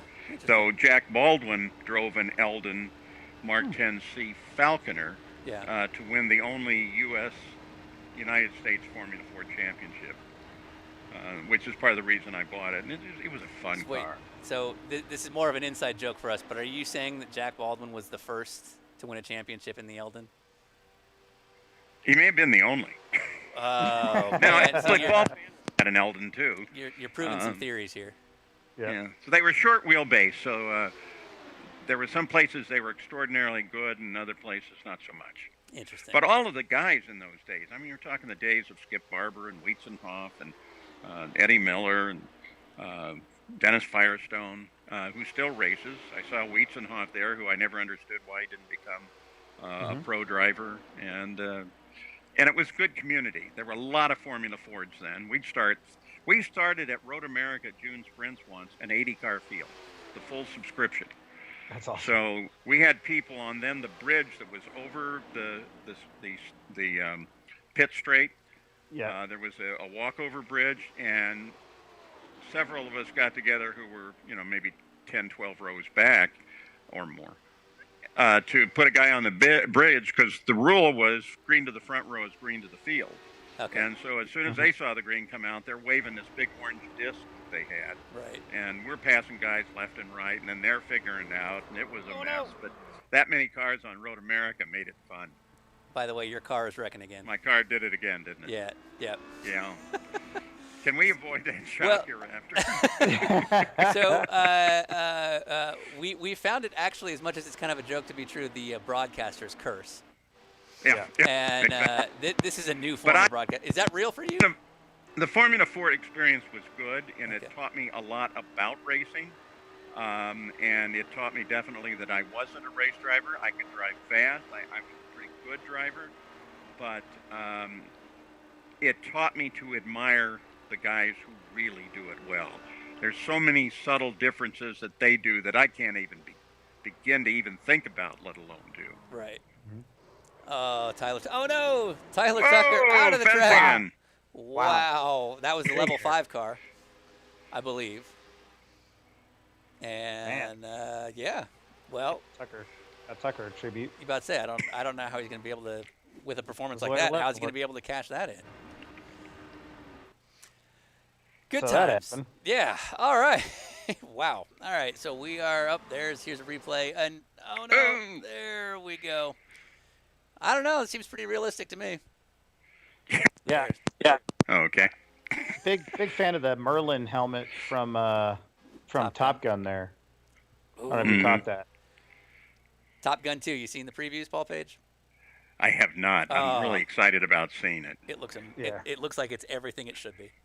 I have a lot of carrier experience. I used to take race drivers after Long Beach down to North Island in San Diego. All right. And fly them out to a carrier and spend a couple nights on it and everything. And it was always a good time. Let me tell you this though, Maverick, nobody chooses their own call sign. Right. Interesting. Right. Yeah, And just like driver. therefore, nobody has a call sign that is really complimentary to them. That makes sense. Right. Right. So this whole thing of Maverick, like, no, you're not. Yeah. Right. You might Right. be dumb Maverick, that you could be. Who was so everybody pretend? I assume any racing driver going to like an aircraft carrier pretending like he's the tough guy before he gets on an F. It all started with Rick Mears because we asked the question: if there was no automobile racing at all, what would you guys want to do? Okay. And Rick Mears' answer was, I want to be a naval aviator. I want to land on an aircraft carrier. So we thought that'd be a great feature for the Indy 500, and we set it up. And Rick in an FA-18 Hornet flew out to the carrier. We were on board, had all the video and everything. The radars knocked the daylights out of the video in those days. We almost had to time the spin of the main radars. But so he landed and took off and got several passes and traps. Okay. And we flew out on a cod and so we have a trap landing and a carrier launch. But I got to be friends with that community. They're for the most part race fans. And so during Gulf War I, Danny Sullivan and Scott Pruitt and Emerson Fittipaldi and I left the Phoenix race and flew to Sicily, Catania, actually, Naval Air Station Sigonella, and then flew out to the Teddy Roosevelt. And we spent like 4 days out there, and the guys all had RC cars then, and they would race them on the flight deck when operations are down. Interesting. And so we got to call them and got to go see all these really great guys. And they'd been at sea at that time for 6 months. Right. So Did they anyone needed any kind of entertainment they could get. Did anyone stick out as kind of a wuss? Like they came in as a tough guy and then they walked away and couldn't walk straight? No. We were all just so overwhelmed with it. I was a little worried because years ago I was in a helicopter crash, and it was a pretty serious one. Yeah. But I'd never had a problem with flying after that. I have a problem with riding an ambulance after that. Yep. But I think we talked about that on the podcast. Yeah, we did. Yeah. Yep. And I love carriers. I did stuff. My goal was to get trap landings and takeoffs on all 13 carriers that were active at the time, and I got 10. And the Tailhook Association sent me a Centurion patch that the pilot wears when he's made 100 traps. Okay. Wow. And so they sent me one, but it was 10.0, and the essence was any civilian that could con his way into 10 carrier traps and takeoffs deserves this patch at 10.0. Nice. But I loved it. Absolutely. What great people, too. Yeah, I bet. So with now we're getting to the closing stages here. We have 17 laps to go. You are watching the battle for the top 5. We're riding along with Lane Walker, who's 5th, looking right ahead at basically the winning spot. So these 5 have been kind of nose to tail this whole time, and this is when it starts to get real. Wouldn't you say, Ryan? Yeah, and there's top 19 and the LMP2 HPD class are all on the same lap here. So, I mean, the gap is only 45 seconds first to last. We got a lot going on, and I'm hearing there's reports of weather. Paul, are you seeing that? Mm-hmm. Because you're in Indy right now, so you can see if the weather's rolling in. Does it look like there might be some showers coming up soon? Hard to tell when it's dark. Are you sure? You want to take it over? So there could be clouds though in the dark though, can't there, Paul? I mean, you've on the air here. It was pouring rain. Okay, so once it was raining. Yeah. If it's not raining, there's rain over in Terre Haute. Okay, so it might be raining in Terre Haute, so we'll have to keep that in mind. We'll keep an ear out because I have a feeling the rain may be coming. What are you hearing, Ryan? Yeah, I'm hearing rain falling now. So I'd say let's wait. But let's be absolutely sure for another lap or two. Okay. Trust me. Alex Albert is leading. What's going on in the? Okay, so. Well, Go I ahead. want to point out that Stephen McAleer has fallen back Yeah, to what- P5 after having a great lead, and And a lap his old down. teammate and rival, Yeah. Mark Miller, has now taken over the lead. Mark, probably the least famous driver in our pro category. He's not, but I'm saying that to mess with him. And he's currently got a lead over Stephen Wilson, who won overall at the Talladega race we had earlier this year in spectacular fashion. And you're seeing there the bottle for a second. That is, we're riding alongside with Tommy Milner, trying to gain. Actually, I don't think he's even trying to get around Stefan. I think he's trying to work with Stefan to gain up on Mark Miller. Yeah, they're both about 5.6 seconds back from Mark Miller, who's all alone up there. Yeah. But then they have a massive lead over John Edwards, who's 45 seconds behind them. So they're kind of in their own thing here, trying to get back to the lead. But the opportunity may be presenting itself for them. Is that I heard you cough there, Paul? Is that because the rain is raining where you're standing? There was a slight drop a moment ago. You never know. That's the reason. I think. You think we should go yellow, Ryan? Yellow, full course yellow. Victor, let's go yellow. Oh, and there's a car upside down. Lee Lucas, he's That's the first guy another Lee is the first guy to be upside down all day. We have to go yellow. Well, first guy upside down all day named Lee Lucas. Exactly. Oh, and it's- good that lord. It must be wet out there. Yep. Yeah. Oh no. Oh, got There him. we go. All right, so we're yellow. We are yellow. There are 14 laps to go. And once we go through wave rounds and whatnot, we'll probably end up green with just a handful of laps to go. So it should be a sprint to the finish. It'll be interesting. Well, just like last year's Indy 500. Exactly right. And the stakes are the same. It's literally the same. Okay, I'll buy it. He's like, sure, idiots. Nope. No, it is I'll not. believe anything. All right, so full course here. Let's see. Can we get a rundown on the pro class? I'm wondering, is Jeremy Mayfield still in this thing? Yeah, did he rage quit? Because, yeah, he's a lap down. Okay, And so it looks like McAleer is a lap down. Mayfield, Tyler Cook is 2 laps down. Sean Miller, 3 laps down. Todd Eldridge, 3 laps down. Landon Castle, 4 laps down. Wow. So with waiver rounds and whatnot, I'm not sure Landon will get a chance to make that gap up. Yeah, I'm thinking at least Mayfield and McAleer. Yeah, I'm hearing from race control that at least the guys that are 1 lap down will be able to get waiver rounds in the pro category. I don't know, because we don't want to have this yellow go too long and end up with like 1 lap of green. I don't know that we'll be able to spend too much time giving everybody else a shot. But it should be interesting. So there's Mark Miller, who is our current leader. And did he duck into the pits? Is that what it looked like he was doing? I'm not sure if he did, but he definitely isn't going to be happy with us throwing that yellow, Don't care. It's not the Mark Miller show. which is his Twitter account name. Yep. So You know, in the day, like I think uses like dark sky to see when the rain might be coming. Drag racers definitely use that a lot. The dark sky? But some of the richer owners, like Pat Patrick, used to send his private plane up to fly between Terre Haute and the Speedway to see where the squall lines were and everything to anticipate the arrival at the Speedway. Wow. Yeah, and that's. Do you think that worked? Did that really make a difference? I think it did. I think it's made a difference several times. Absolutely. And I mean, pretty much. I mean, even in IMSA, with what Ryan and I do, everybody's got access to some sort of basic internet-based radar, and even if Now it's it's not, more technological, but it's easier to access for sure. But yeah, I mean, if we're talking late '80s, early '90s, the idea of Right. sending a helicopter out just to hover and radio it in, that's another world.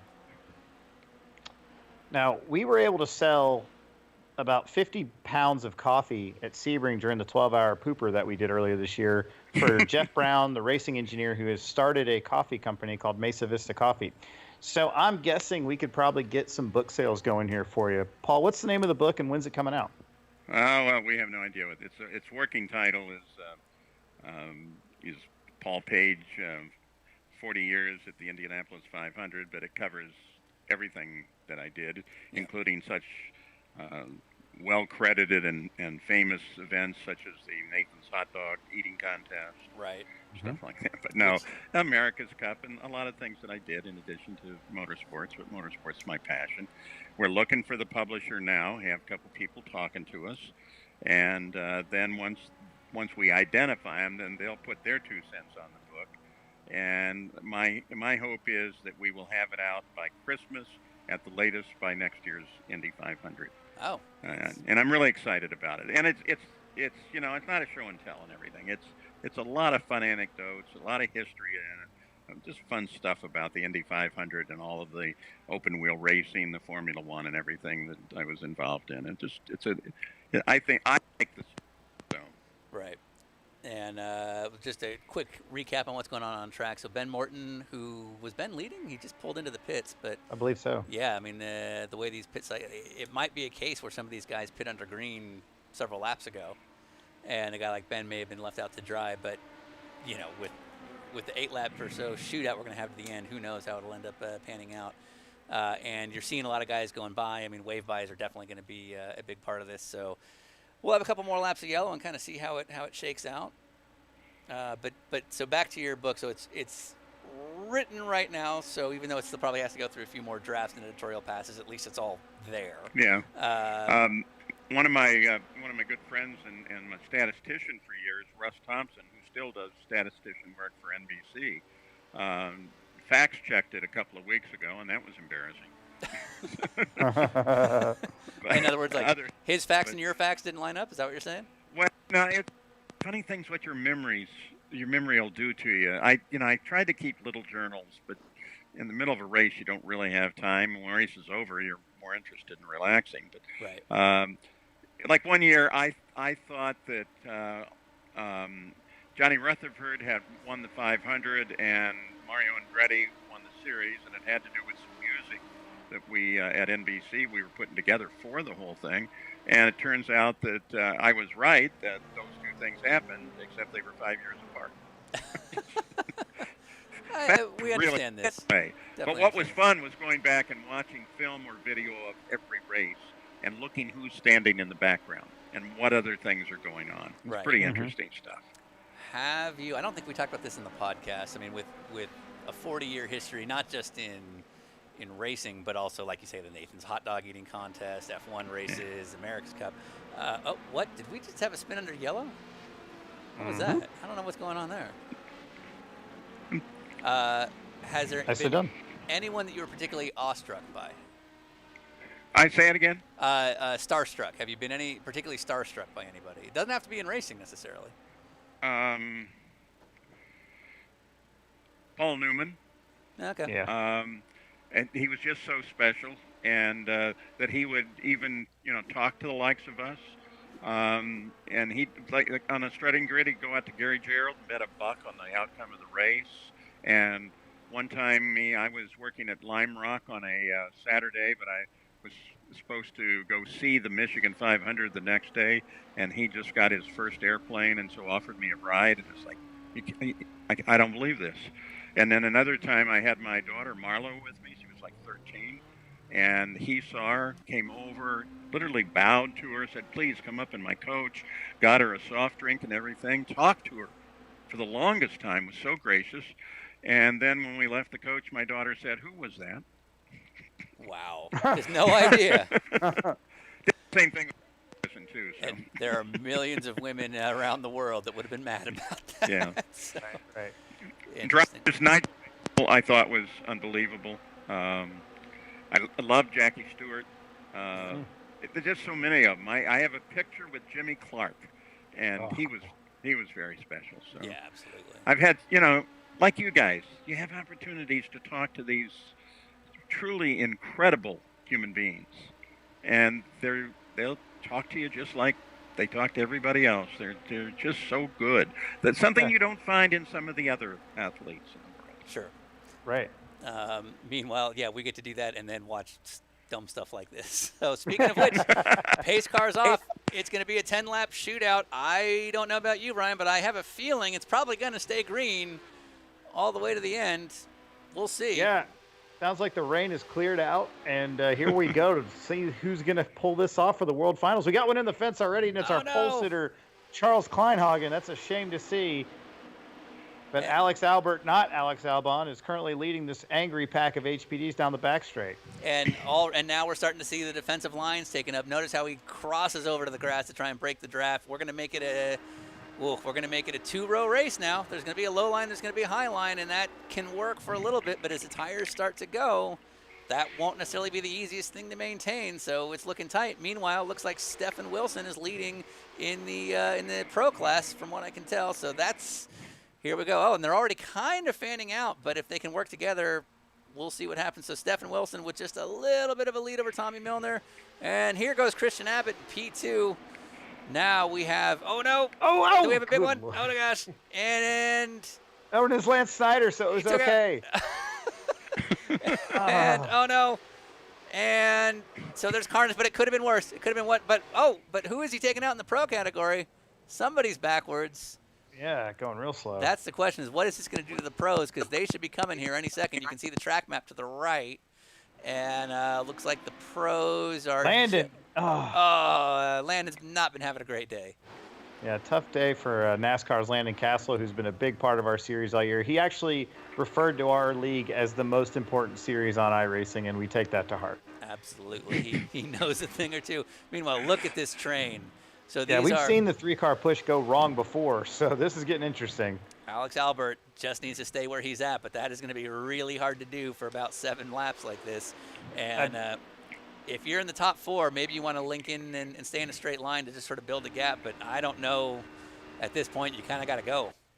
Yeah, I'd like to see some shots from the Murphy car there in P5. I'm not sure, but that car looks like it's been really strong in the battle here. Matt Murray, I'm not sure if that's okay, so very similar to the Yoshi livery. But yep, but actually promoting tobacco. Yeah, so we're probably going to switch away from that now. Yeah, we're not going to look at this any longer. Yeah. There's Christian Abbott in P3. And oh no, who's that? Stephen Wilson is, that's it. A leader. Stephen is out. Oh no. Oh no. Who is that with him? Jeremy Mayfield is Stephen Wilson and Jeremy Mayfield. Two guys that hang out all the time. It's Tommy Milner. Is Tommy Milner going to reclaim his glory?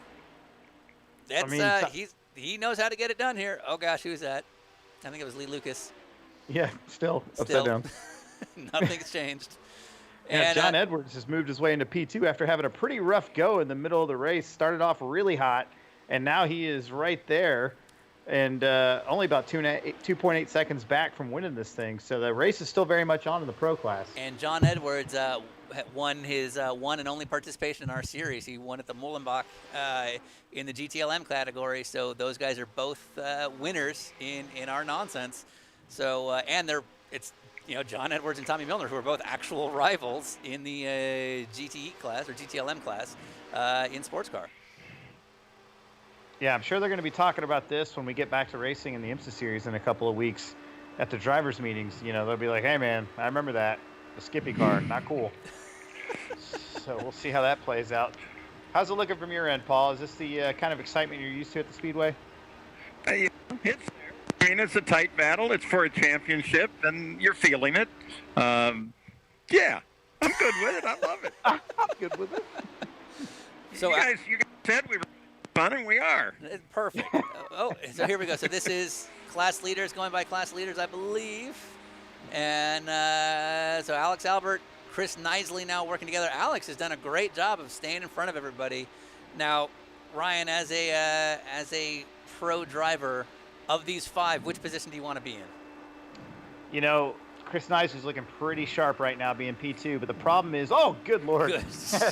The problem is that some of these guys don't really have that much experience bump drafting, and the problem you might have if you're sitting behind somebody like Chris Knisley is right now is not seeing that Skip Barber car through the car in front of you. So when somebody pops out like on the highway and there's a blown truck tire, you don't see it till the last minute. Well, that could be the same thing, but imagine it's a Skip Barber car as well. So right now, I'm thinking I want to be Alex Albert as we see big pressure from Matthew Murray on the outside, and that we'll call it ACTI DWR-themed HPD. Paul, any opinions? You've been to 40 of these things.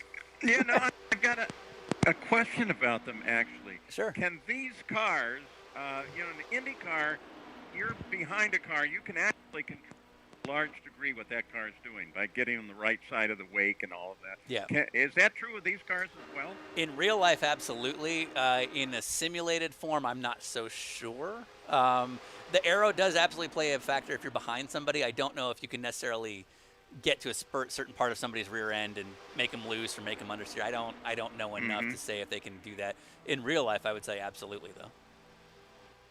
We're getting down to it, Sean. Only about 3 laps left here, and to have Here a we pack go. Yeah. of 7 cars within a half a second like this is fantastic as they catch up to what looks like Tyler Cook in the middle of the track. Oh, and he just clips one of them. And oh no, this is going to make a big difference right there. I don't know who that was, Lord. but it didn't slow him down. They're still going. It's That still. looked like mob justice, Sean. It did. That's Stephen Wilson, whose Stephen day Wilson. went from good to bad to terrible. Man. And we have 3 laps to go. This is to declare the official Thursday Night Blunder champion. All of these guys have earned their place to be here, so it's anybody's guess, but all of them would be deserving. So, man, I don't know. Like you say, Ryan, Chris Knisley is kind of in a good spot in P2, but with all these Skip Barber cars and the carnage everywhere, man, I don't know. There's going to be 2 laps to go at the line. Yeah, 2 P2 cars are going backwards back there up against the wall, and I think that was their plan. So a lot of unknowns going on right now, and that's why I was saying being P2 like Chris Knisley is, it can help you with the draft, but it might be a problem as we see Tanner Witten going backwards, That's Lee Lucas. flashing the headlights. Oh, they're both going really trying to backwards. affect people. And why not? Sure. All right, a lap and a half to go. This is for everything. Now, again, oh, wow, with the Skip Barber car splitting them, that could make a huge difference. Alex Albert just needs to stay where he's at, but that is not going to be easy. Tommy he's Milner. he's definitely having to work both lines here, like you see in the Cup cars when they're trying to block the run. So he's moving up quite a bit. But, man, these guys are bumper to bumper. And if you're sitting P5 or P6, you have to be thinking Trevor Price made his way into this race with the exact same kind of thing going on. Craziness in front of him. You could be the lucky one. But here we go, Sean. The white flag is out and coming down from 5th. Oh, Lane Walker. That actually is going to help Alex Albert because now that 5-way train is now looking like it's going to be a 2-car train as they go around more traffic. 2 more turns to go. I don't know. Can Chris Knisley get it done? He's got to get it done in these next 2 corners. They're going to bump draft each other to clear the rest of them. He's got to do it now, Sean. He's got to either get by him or shove him wide to try to get the run up the inside. He's up to him bumper to bumper here. Pressure coming from behind, a whole train of them. 1 more turn to go, and then it's all Alex Albert. We will see how this translates. Alex is in a good spot. What's Knisley going to do? Murray. Yeah, Murray holds the bottom. Oh, Tanner Witten's upside down and backwards. Alex Albert is your, He is your Thursday Night Blunder champion. And wow. And what about in the Skip Barber class? Let's cut back to Tommy Milner. He's in the pits. Is he in the pits, apparently? McAleer is in the lead over John Edwards. John Edwards is going to make him run, though. Here we go through 3. Man, McAleer had an up and down day. John Edwards, as McAleer goes to the apron, he's using the escape road. Or is it over? I don't know what's going on. They're coming to it right now, Sean. Oh, maybe it's over. No, it's not. Oh, gosh. No, they're just trying to block the draft and avoid the carnage. It's going to be McAleer. McAleer's got it. Edwards makes the move. Edwards with a run. Edwards comes on. McAleer does it. McAleer's first and only Dinner with Racers appearance, and he walks away the champion of the pro category here at Thursday Night Blunder. Wow. Yeah, it looks like he won by just a nose cone there as we see the traditional Thursday Night Blunder chaos. After the race ends, it's time to destroy everything. Wow. All right. Alex Albert. Didn't see that coming, but man, that was well done. Wow. Interesting. Wow. Once again, our dumb races turn into real races. Yeah, I don't. It's almost too much. Yeah. It's too much. It's pretty amazing how really good the sim drivers are too. I mean, it's Yeah. not easy. Absolutely. We all know it's not easy, and they're good to be able to do what they do. Yeah, especially the ones that are good. The good ones are always better than the other ones. Exactly. Our league takes all kinds, and but then again, to qualify for this final event is kind of another story. So that's really neat. And this is, I think, something that we've adopted probably more than any other league. Is our fans have figured out. You know, normally you would have a post-race donut or a Polish victory lap or something like that. In our case, it's purely just wrecking. Yeah, massive incidents. No reason not to just, There you go. There we go. They understand this. Aspen Belvin getting sent over. Awesome. So, Paul, what'd you think of Thursday Night Blunder? I loved it. I loved every minute of it. You said, like I said, you said it was going to be fun, and it is. And just the devil may care spirit, the way that you end the race like that, that's good. And so if we don't have the real stuff, This is just fine. But the real stuff for the Indy cars, week from Saturday, Texas Motor Speedway, big race, Indy 500, August 23rd. We're getting to it. We're doing it again. And I'm ready for it. I'm overly ready for it. I can't wait. Absolutely. So you guys coming in? We're working on a few different things right now, so we won't tell our fans what we're up to. But if we are, we'll let you know. Can I do the show? If you're lucky. Can we do it at St. Elmo's? Actually. Can we? Yes. I think those are all. St. Elmo's, the day I looked at it, they had pickup. You know, St. Elmo's is like the place in Indy like for the your steakhouse, night right. before the race dinner. Yeah. And the shrimp cocktail was $100. Yeah. Excellent. So can we go there? Sure. Yeah. I mean, yeah. Paul, you can kind of like we're on a budget, but something tells me if Paul Page demands, Paul Page gets. Yeah, well, that's how not really. That's but it's a nice idea. All right. Well, you gave us more than enough time. I can't tell you how much we appreciate it. Ryan, any fan response? It's fun. I really appreciate you guys too. Well, we had a lot of love for Paul Page. So many people enjoyed the Delta Force intro we did for the race today. We'll send you a copy of that so you have it as well. Oh, good. But we were getting tweets and text messages. Brendan Gaughan from NASCAR reached out to me. He's like, that's the greatest thing I've ever seen. And I know that Sean and I agree on this, that you were the voice of the Indy 500 for us growing up. And so many fans wrote that in the chat just now saying, like, either they or their parents couldn't believe that you were calling the race with us. So we really appreciate your time as always. And thanks again for being with us. That you have no idea how good that makes me feel. It's really appreciated. Thank you very much, everyone. Cool. All right. Well, so it's not out now, but your book will hopefully come out roughly in a year. We'll be sure to put that out. Or sooner. Everyone will buy that. I'm sure you'll have signings and autographed options as well as time goes on. Absolutely. So, perfect. All right. Well, go back and enjoy your life. Thank you very much, guys. You have a good life, too, and congratulations to everybody who got involved and enjoyed it, and especially the guys who did particularly well. It's good to see. Good sportsmanship. Awesome. Thanks, Paul. Take care. All right. See you. And you want to play a video, Ryan, and then we'll... Yeah, let's play a video, and then we'll do a rundown and thank some sponsors and all that good stuff. Perfect. So, okay. So we'll run Delta Force it. We'll Delta Force it for those who didn't see it earlier, featuring the very voice of Mr. Paul Page.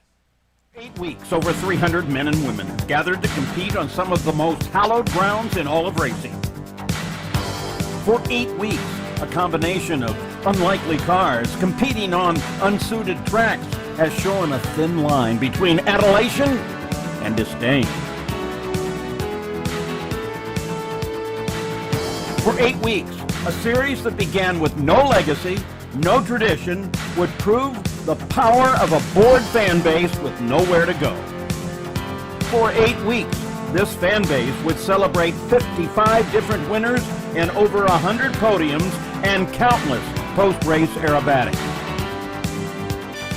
It's attracted some of the biggest stars in the sport, names like Robert Wickens, Jordan Taylor, Stefan Wilson, and Matt DiBenedetto.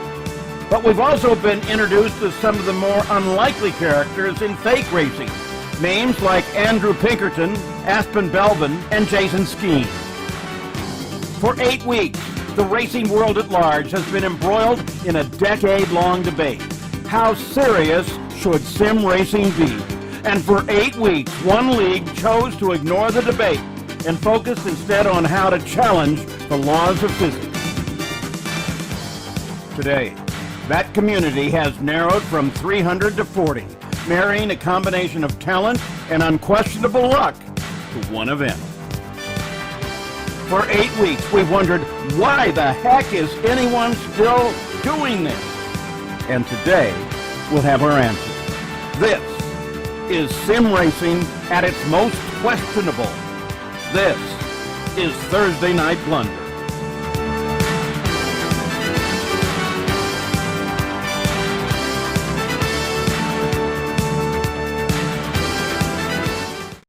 For 8 weeks. And we are back.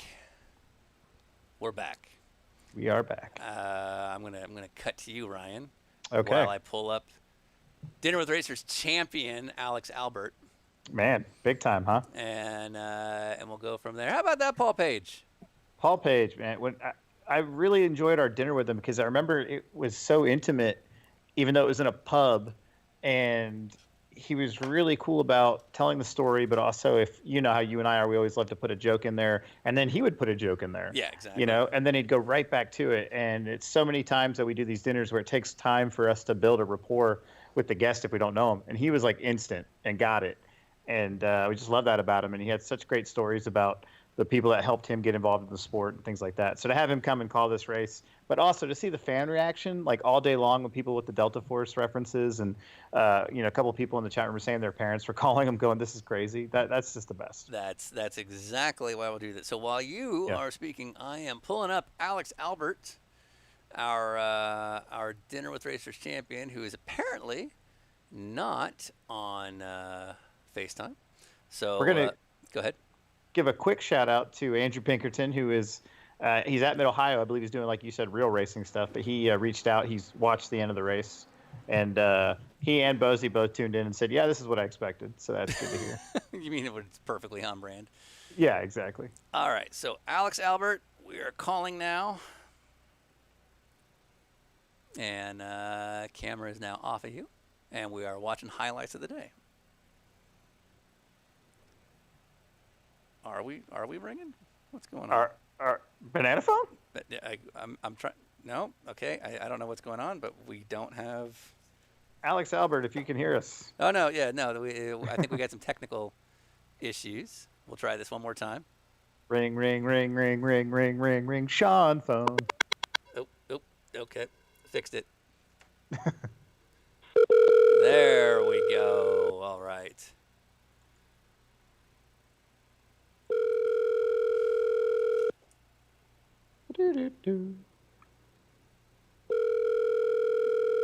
Are you not going to answer your phone, Alex? He's like, ha! I got you. All right. Seriously? Seriously? All right. Worst interview ever. Okay. Well, that didn't go as well. Let's call Stephen McAleer. Yeah, let's call Stephen McAleer. Good dude. Let me pull up his info. And do you know if he's on iOS by chance? I think he is, because he tried to FaceTime me. Oh, well then yes he is. So yeah, right. he is. So 8. Oh, let's not say the numbers out loud, Sean. His social security number is. There we go. All right. Here's some Stephen McAleer action. Stephen McAleer. Nope. You lost your chance, Alex Albert. We'll call him back. All right. You cool being on with the video feed being up? Oh, yeah, that's fine. All right. So, Ryan, talk for a minute while I get all that going. Stephen McAleer, you got to show up and stink up the joint and beat everybody. What are you doing, man? You're supposed to play it cool. How are you, Mr. Eversley? Yeah, that was that's great. Kind of fun. Like I spun myself on the first lap, and I was like, this is going to be a long 60 laps. And then, yeah, but the cautions helped. Now, you've been one of my on-track rivals for years now, and have recently moved into prototype cars. So how is it going from an awesome handling prototype car to a Skip Barber car at Indy with not a lot of great grip, and then racing at some of the best drivers out there? Well, you know, it was fun. Like the first time when the prototypes were coming by was quite a shock. I'm like, wow, look at the speed of these things. Probably very similar to when we do the Encore in Sebring with the TCR cars, seeing the P3 cars coming. So yeah, you got to choose your line well before they decide to choose your line, or you see some of the accidents. I think I saw 2 cars clear the tower in the center of the track. So I've had a good laugh tonight. No question about that. Yeah, very good. Now, what part of New York are you originally from again? So I moved to Cold Spring about 10 years ago from Scotland, and now I live in Monticello. I work at Monticello Motor Club a bunch. So, but it's safe to say you're from. I could just tell people you're originally from Monticello, and that's where your accent's from, right? Straight Monticello, New York. Yep. Yeah. Because I was thinking it was like Mansfield, Ohio. Right. Yeah. Grew up on the mean streets of Mansfield. Yep. Steven, you Yep. not only got your big win in your debut here today, but you've been very successful in the Michelin Pilot Challenge Series, formerly Continental Tire, as well as now the LMP3 class. But you also own a race team with one of our heroes, Chad McCumbee. How has that been going? It's been good. Obviously, this year, the iRacing scene has grown a lot based on the current situation. So I think all the businesses, the racing is struggling. I think we're all eager to get back on the big track. But yeah, Chad is good. We've got a test scheduled for next week and one the following week, and we're taking it a day as we come. But yeah, we're excited. We get the MX-5 this year with a sequential transmission, and it should be a fun season. Very cool. Perfect. Any sponsors you want to thank on your debut here? Yeah, I'm actually excited. That last lap with John Edwards was hysterical. We actually both slowed up going down the back straight. Like, I actually thought I saw him press the brake pedal because nobody wanted to lead coming out the last corner. So I set up the pit entry line on the last lap, which I think surprised them. So yeah, ton of fun out there. That was a super enjoyable event. Thanks for having me. And yeah, obviously McCumbee McAleer Racing. I know probably Jackson and Joe Robillard are watching from Robillard Racing. Very And cool. yeah, all the guys at Monticello Motor Club. I've got a couple of them text me. They are in hysterics laughing at the race. So it was good. Awesome. That's great, man. what We wanna appreciate hear. it. And we're looking forward to seeing you on track this year. I know you're going to be super strong in the LMP3 cars and everything you do. And thanks for joining us. We appreciate it. I appreciate it. Thanks very much, guys. Cheers. Awesome, man. Cheers. Enjoy. Bye. All right, Stephen McAleer. All right. Big fan of that kid. I love that kid. And we are still looking at some highlights there. That is that? Oh, there's Stephen McAleer right there. This is the last lap, by the way, in slow mo, I believe. So we'll watch this as I don't know if you can see that, Ryan. Why don't you tell us what's going on? Yeah, I don't think this is the last lap unless he goes beyond Oh, the you're cone right. because he actually went into pit lane and came back Yeah. out again, basically. And that's what he was saying. He surprised John Edwards because I was watching. I was like, is he going to pit for the what? What is happening? So, yeah, but great replays. And let's check in with our world final champion, Alex Albert. So here we go. Let's see if he answers it this time. He texts me going, it's Alex, call me back. Like, I know, but do another interview. You calm down. You get what you get. Yeah. Hello? Is this Thursday Night Blunder world champion Alex Albert? Yes, you do. Hey, Sean. How goes hey, Ryan, it? how you guys doing? Hey, Alex, great job, man. Congratulations on being the world champion. Oh, well, thank you. Yeah, it was a great race today. I couldn't have got to finish without the help from Chris Nicely. Once Paul Roddy had some troubles and his teammate wasn't available anymore, he went ahead and helped me. So big shout out to Chris Nicely and the Team Voodoo guys. So you guys were working together? Yeah. We're buddies through Champ Car, and so we wanted to stick together and see what we could do, and we were able to hold them off and get a 1-2 tonight. Now, what was the inspiration for your livery? So that's actually a throwback to the very first Huge Ass livery whenever we did the Spa 24, I believe, in 2015. And so that was the first ever Huge Ass event. And so since that was in an HPD and this was in an HPD, we went with a bit of a throwback. And yeah, it's the full color spectrum because we like all the colors. So with the World Championship under your belt now, where do you see yourself going in the future? Obviously, you're going to be getting phone calls from all the top manufacturers and team owners like Penske, Ganassi, Wayne Taylor. Where do you think you're going to end up next season? I'm hoping to get that IndyCar ride with Penske, but if that doesn't work out, I guess I'll just go back to my day job. Very good. Do you have any sponsors you want to thank? Yeah, just want to thank all the Team Huge Ass guys and Chester Muffler and Brake. She helps us out and does all the work for our Champ car. So if you were in the area, stop by and get some muffler and brake work done. And that's in Chester, Virginia, is that right?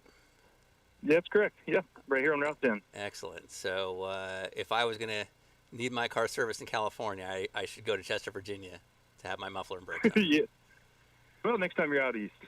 Done and done. Excellent. Awesome, man. Awesome. All right. Well, don't spend all that money in one place. All right, I won't, man. I appreciate it. Thanks for putting this on. You guys have a great product, and really enjoyed the league, and looking forward to doing more of it in the future. Cool. We don't. Have a good one. Thanks a lot, Alex. Cheers. Cheers. Oh. What? What'd you do? Nothing. But I didn't. I should have queued up. It's the final episode. Yeah. What am I doing here? I have no idea. We don't want to hear squirrel nut zippers. That's not what this is about. If we can't accidentally hear another song, what was this all for? Can you play the song from what's the show that you had on your phone? Trying to think what you're talking about. The show on HBO that you have the piano song. Oh, that is like 3 layers of inside that joke right there. But yeah, so you are referring to the soundtrack to Westworld. Westworld, thank you. And camera's on you, but yeah, one of the first song on the Westworld soundtrack has like an A in it, or like 2 A's and a space. Yeah. So it's like top of my phone if you were to look at songs in order. So every time my phone would get plugged into your MDX on the road trip, we'd hear those same couple piano strokes. Yeah. To get going off the Westworld soundtrack, and that was how every day began for 6 weeks straight. Yeah. Now I can't not hear that song. Like anytime I plug my car in, I think about. Oh, there it is. There we go. Sorry, go on. I was just making fun of the whole thing. So, anyways, Sean, are you happy that we are done with Thursday Night Blunder? Oh my God, I am done. Camera is off. Yeah. I mean, I'm happy and I'm not, but not for the reason anyone thinks. I'm not sad because I'm gonna miss this. Hell no. Because now it means I know everybody's excited to go back to work, but now it means we get no actual vacation. It's back to work. Right. So that's that. How are you feeling, Ryan? I'm going to take our next couple of days as slowly as possible because I know we have a lot of things coming up and we have a racing coming up. But right now, I just want to say thank you to everybody that supported this. And despite a lot of things going wrong for some people in the sim racing world or the pro racing world, I think everybody kind of understood what we were trying to do here, which is keep you guys entertained, not take it too seriously, but still add something of value. I think having guests like Paul Page and Dave Despain is something that set us apart from other series that just focused on trying to let their superstar drivers put on a good enough show, whereas we, I feel, really worked on letting the fans enjoy part of this, as well as getting to hear from legends and heroes. So I'm proud of what we did. I think you should be pretty proud of what we did. And we did the Delta Force remake with iRacing and Paul Page. Yeah, that's you know that I don't get to I don't get trophies. I've not given up the dream, but I'm gonna go on a limb and say the likelihood of me getting an Emmy or an Oscar is probably low in my career. Not giving up though. I'm looking at you, Ryan. We're getting that Emmy. Yeah, we're getting that daytime Emmy. But if I never get my daytime or technical Emmy, then the fact that within a 3-year period we got a Paul Page Delta Force intro. Yeah. We got a Sam Posey intro on a podcast. Yeah. And we had Dave Despain tell us that we specifically are effing up the game. Yeah. Those are basically 3 people I probably have admired the most in my racing career. So right. I'll give if you you that. thought about, I was thinking about this earlier when he was joking around with us. I was like, I wonder if he realized, I wonder if Sean's realizing that we used to literally sit on the floor and watch the Indy 500 and hear this guy's voice. Yeah. And I know we met with him and did the podcast, but this is like literally, hey, can you come dick around with us on our fun video game thing we put together for fans? And he's like, yeah, and then he's right into it. Yeah, with zero hesitation. Yeah, to me that's the coolest. So I'm just really happy with that and how nice everyone's been to be a part of this, and also how cool the fans have been about it. We've sold a ton of those Thursday Night Blunder t-shirts. We're going to announce the charity that we're going to donate to probably in the next couple of days, and those are still available. I think we've sold like 50 or 60 of them, so that's pretty cool. That's awesome, man. Money for a good cause. Awesome. So speaking of thank yous, as far as some folks back at the shop, I want to thank Natasha for being a big part of doing this for the last several weeks. Of course, Brandon Gorasha, Tyler Newitt for doing a great job with admin, Victor Valley, who kind of stepped up in the last couple of days. But most importantly, Apex Racing TV has been helpful, and if there's one individual who has stood out with his amazing camera work and just instinctively not only knowing what we need, but the setup time before we get going of just sitting around for a couple hours to make sure there's no faults. Comes down to Marco Barbanera, who is still awake right now at what time is it, Marco? Like 4 in the morning? No. It's 3:30. So it's so sorry. Right. Scusi. Still doable, but what a fantastic opportunity to come back to this series for me. If you remember, the first thing we did was Indianapolis with the Skippies with Jordan and Ricky Taylor 1 year and a half ago, more or less. And to think all the people I had the pleasure to work with, thanks to you. Just today, Paul Page. When I was a little kid, the very first times I went on the internet, I remember reading on the papers about this Alex Zanardi guy, So what do? You start search for these things, and in 1998, 1999, those blurry, old videos of cars that you could find I don't know where with Paul Page's voice, and then 20 years later, I'm in a broadcast with him. It's incredible. Of course, Calvin Fisher said again, the Taylor brothers. Thank you guys, and thank you to everyone, because it's great to feel so welcome, and it's fantastic to be able to do something. I never thought in my life that I would be able to do something like this. So thanks a lot. That was way too sincere for us. Yeah, very, very cool. So, speaking of thank yous, speaking of all those guests, we've had a hell of a guest roster this year, so we may as well kind of run down the order. So, of course, we had 1 million guests for our Pooper Sebring that kind of kicked this whole thing off. But we had Dave Despain on, we had Calvin Fish on, we had David Hobbs, we had Andy Lally, we had NASCAR Chasm, we had Alvin Springer. What? Yeah. Which, that's real life. We had Kenny Wallace. Mm-hmm. And who am I missing? Ruffledge Wood. Ruffledge Wood. And of course, Paul Page. Yeah. I think opening our season with Dave Despain and closing our season with Paul Page. And of course, Mr. David Hobbs. Yep. In the middle there, yeah. So, amazing. So, but of course, most importantly, our fans, and I know you've already thanked them, Ryan, but I don't, not particularly good about being as much of a social butterfly as you are, but obviously I wouldn't be doing this if we didn't get the insane amount of love that we get on social media. Yeah. I don't need to tell you, Ryan, but let's just say the paycheck may not justify the effort, so the only reason we do this is because we honestly feel this somewhere between obligation and enjoyment of keeping our fans happy, especially during what is a very challenging time for the rest of the world. And of course, that same enthusiasm is exactly why we're able to do this. Yeah, that was organic. That was real. Without that enthusiasm, that wouldn't reflect with Continental Tire, with Valvoline, with Acura, and so because of those very same tweets and social media interactions that you guys put out there, that keeps this going. We are about to hit a pretty busy few weeks, and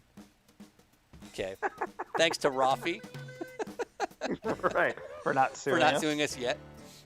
Thanks to Hans Zimmer for not suing us at least today. Right. And so honestly, I don't think we're being terribly subtle when I say that I think we're happy to be moving on, because this has been quite a bit of work for the last couple of months. Yeah. But at the same time, I'm very happy we were able to give our fans something to look forward to. Yeah, absolutely. If you guys could do us a favor, please let our partners, Continental Tire, Valvoline, Acura, Honda Racing HPD, Trading Paints, and Apex Racing TV, give them some love on social media. We put out a video with Honda today with the Yoshi Activan that was featured in the VIR episode. Please retweet that and get that going.